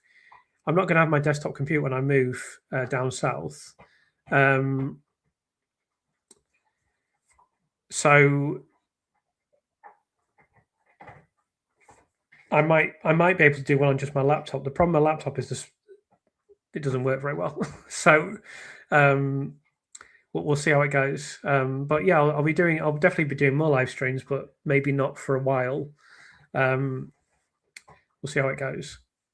What came first, the chicken or the egg? Well, this is a very deep and difficult question to answer because we don't know what first created matter as we experience it. There's this theory about the Big Bang Theory and so forth, but the Big Bang Theory requires on the existence of physical matter. We don't know what created physical matter. We don't know. At some point there was nothing and then something came into being. We don't know how that happened. There is no kind of universal theory for that. So on that basis, I'm going to say the chicken, because someone's got to lay the egg. The chicken, for me, has to come first, logically. Yeah, I mean, the insulin comments were ridiculous. She had no choice. It was the prosecution knew how to prosecute. They knew what to say. They knew what to do. They did a very good job. They absolutely knew how to go about it. Chris will pick and choose who he decides to be interviewed with. I think it needs considering because of those who don't want Lucy cleared. Yeah, it needs to be handled. Obviously, I'm really lucky. I've got an experienced PR team that I'm working with. Really lucky to have them, and they're guiding me, and they're not just guiding me. They're helping me do the whole thing, and I have a bit of input, and I try and point out things that we can do. But yeah, they know, they're very, very knowledgeable and experienced, and it will be handled very carefully. But I will say, Yeld, that I'm not scared about going on with a hostile interviewer. It's sometimes that needs to be done. You can't just go on with people who agree with you. You've got to be willing to go on with people who are going to challenge you. And I'm more than happy to do that if the opportunity presents itself. And we'll just see how it goes. I'll do my best. I've practiced talking quite a bit now, so we'll see how I get on. Have you been approached regarding a documentary? Is the publicist working on it? I haven't been approached actually, but there's a possibility that could happen in the future. I don't know, but people are working on it. I just will say with regards to PR, because this gets a bad name. I know you guys think it's perfectly reasonable, but basically anyone that's dealing with anything, like obviously some people at a very high level of fame have PR agents. Partly that is to look after their public image, but more importantly, it's just to make sure that they can get through life. I don't have a literary agent. Most writers who write a book of this likely prominence would have a literary agent. I don't have a literary agent. It's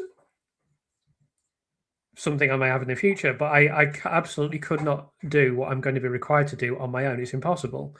Now, if you saw a very high-profile author such as Stephen Fry or, I don't know, David Mitchell I mentioned previously, all they have to do is write the book and then are told where to turn up, and they don't do anything else. They don't find a publisher. They don't interact with the publisher that much necessarily. They probably will do a little bit, but not very much. The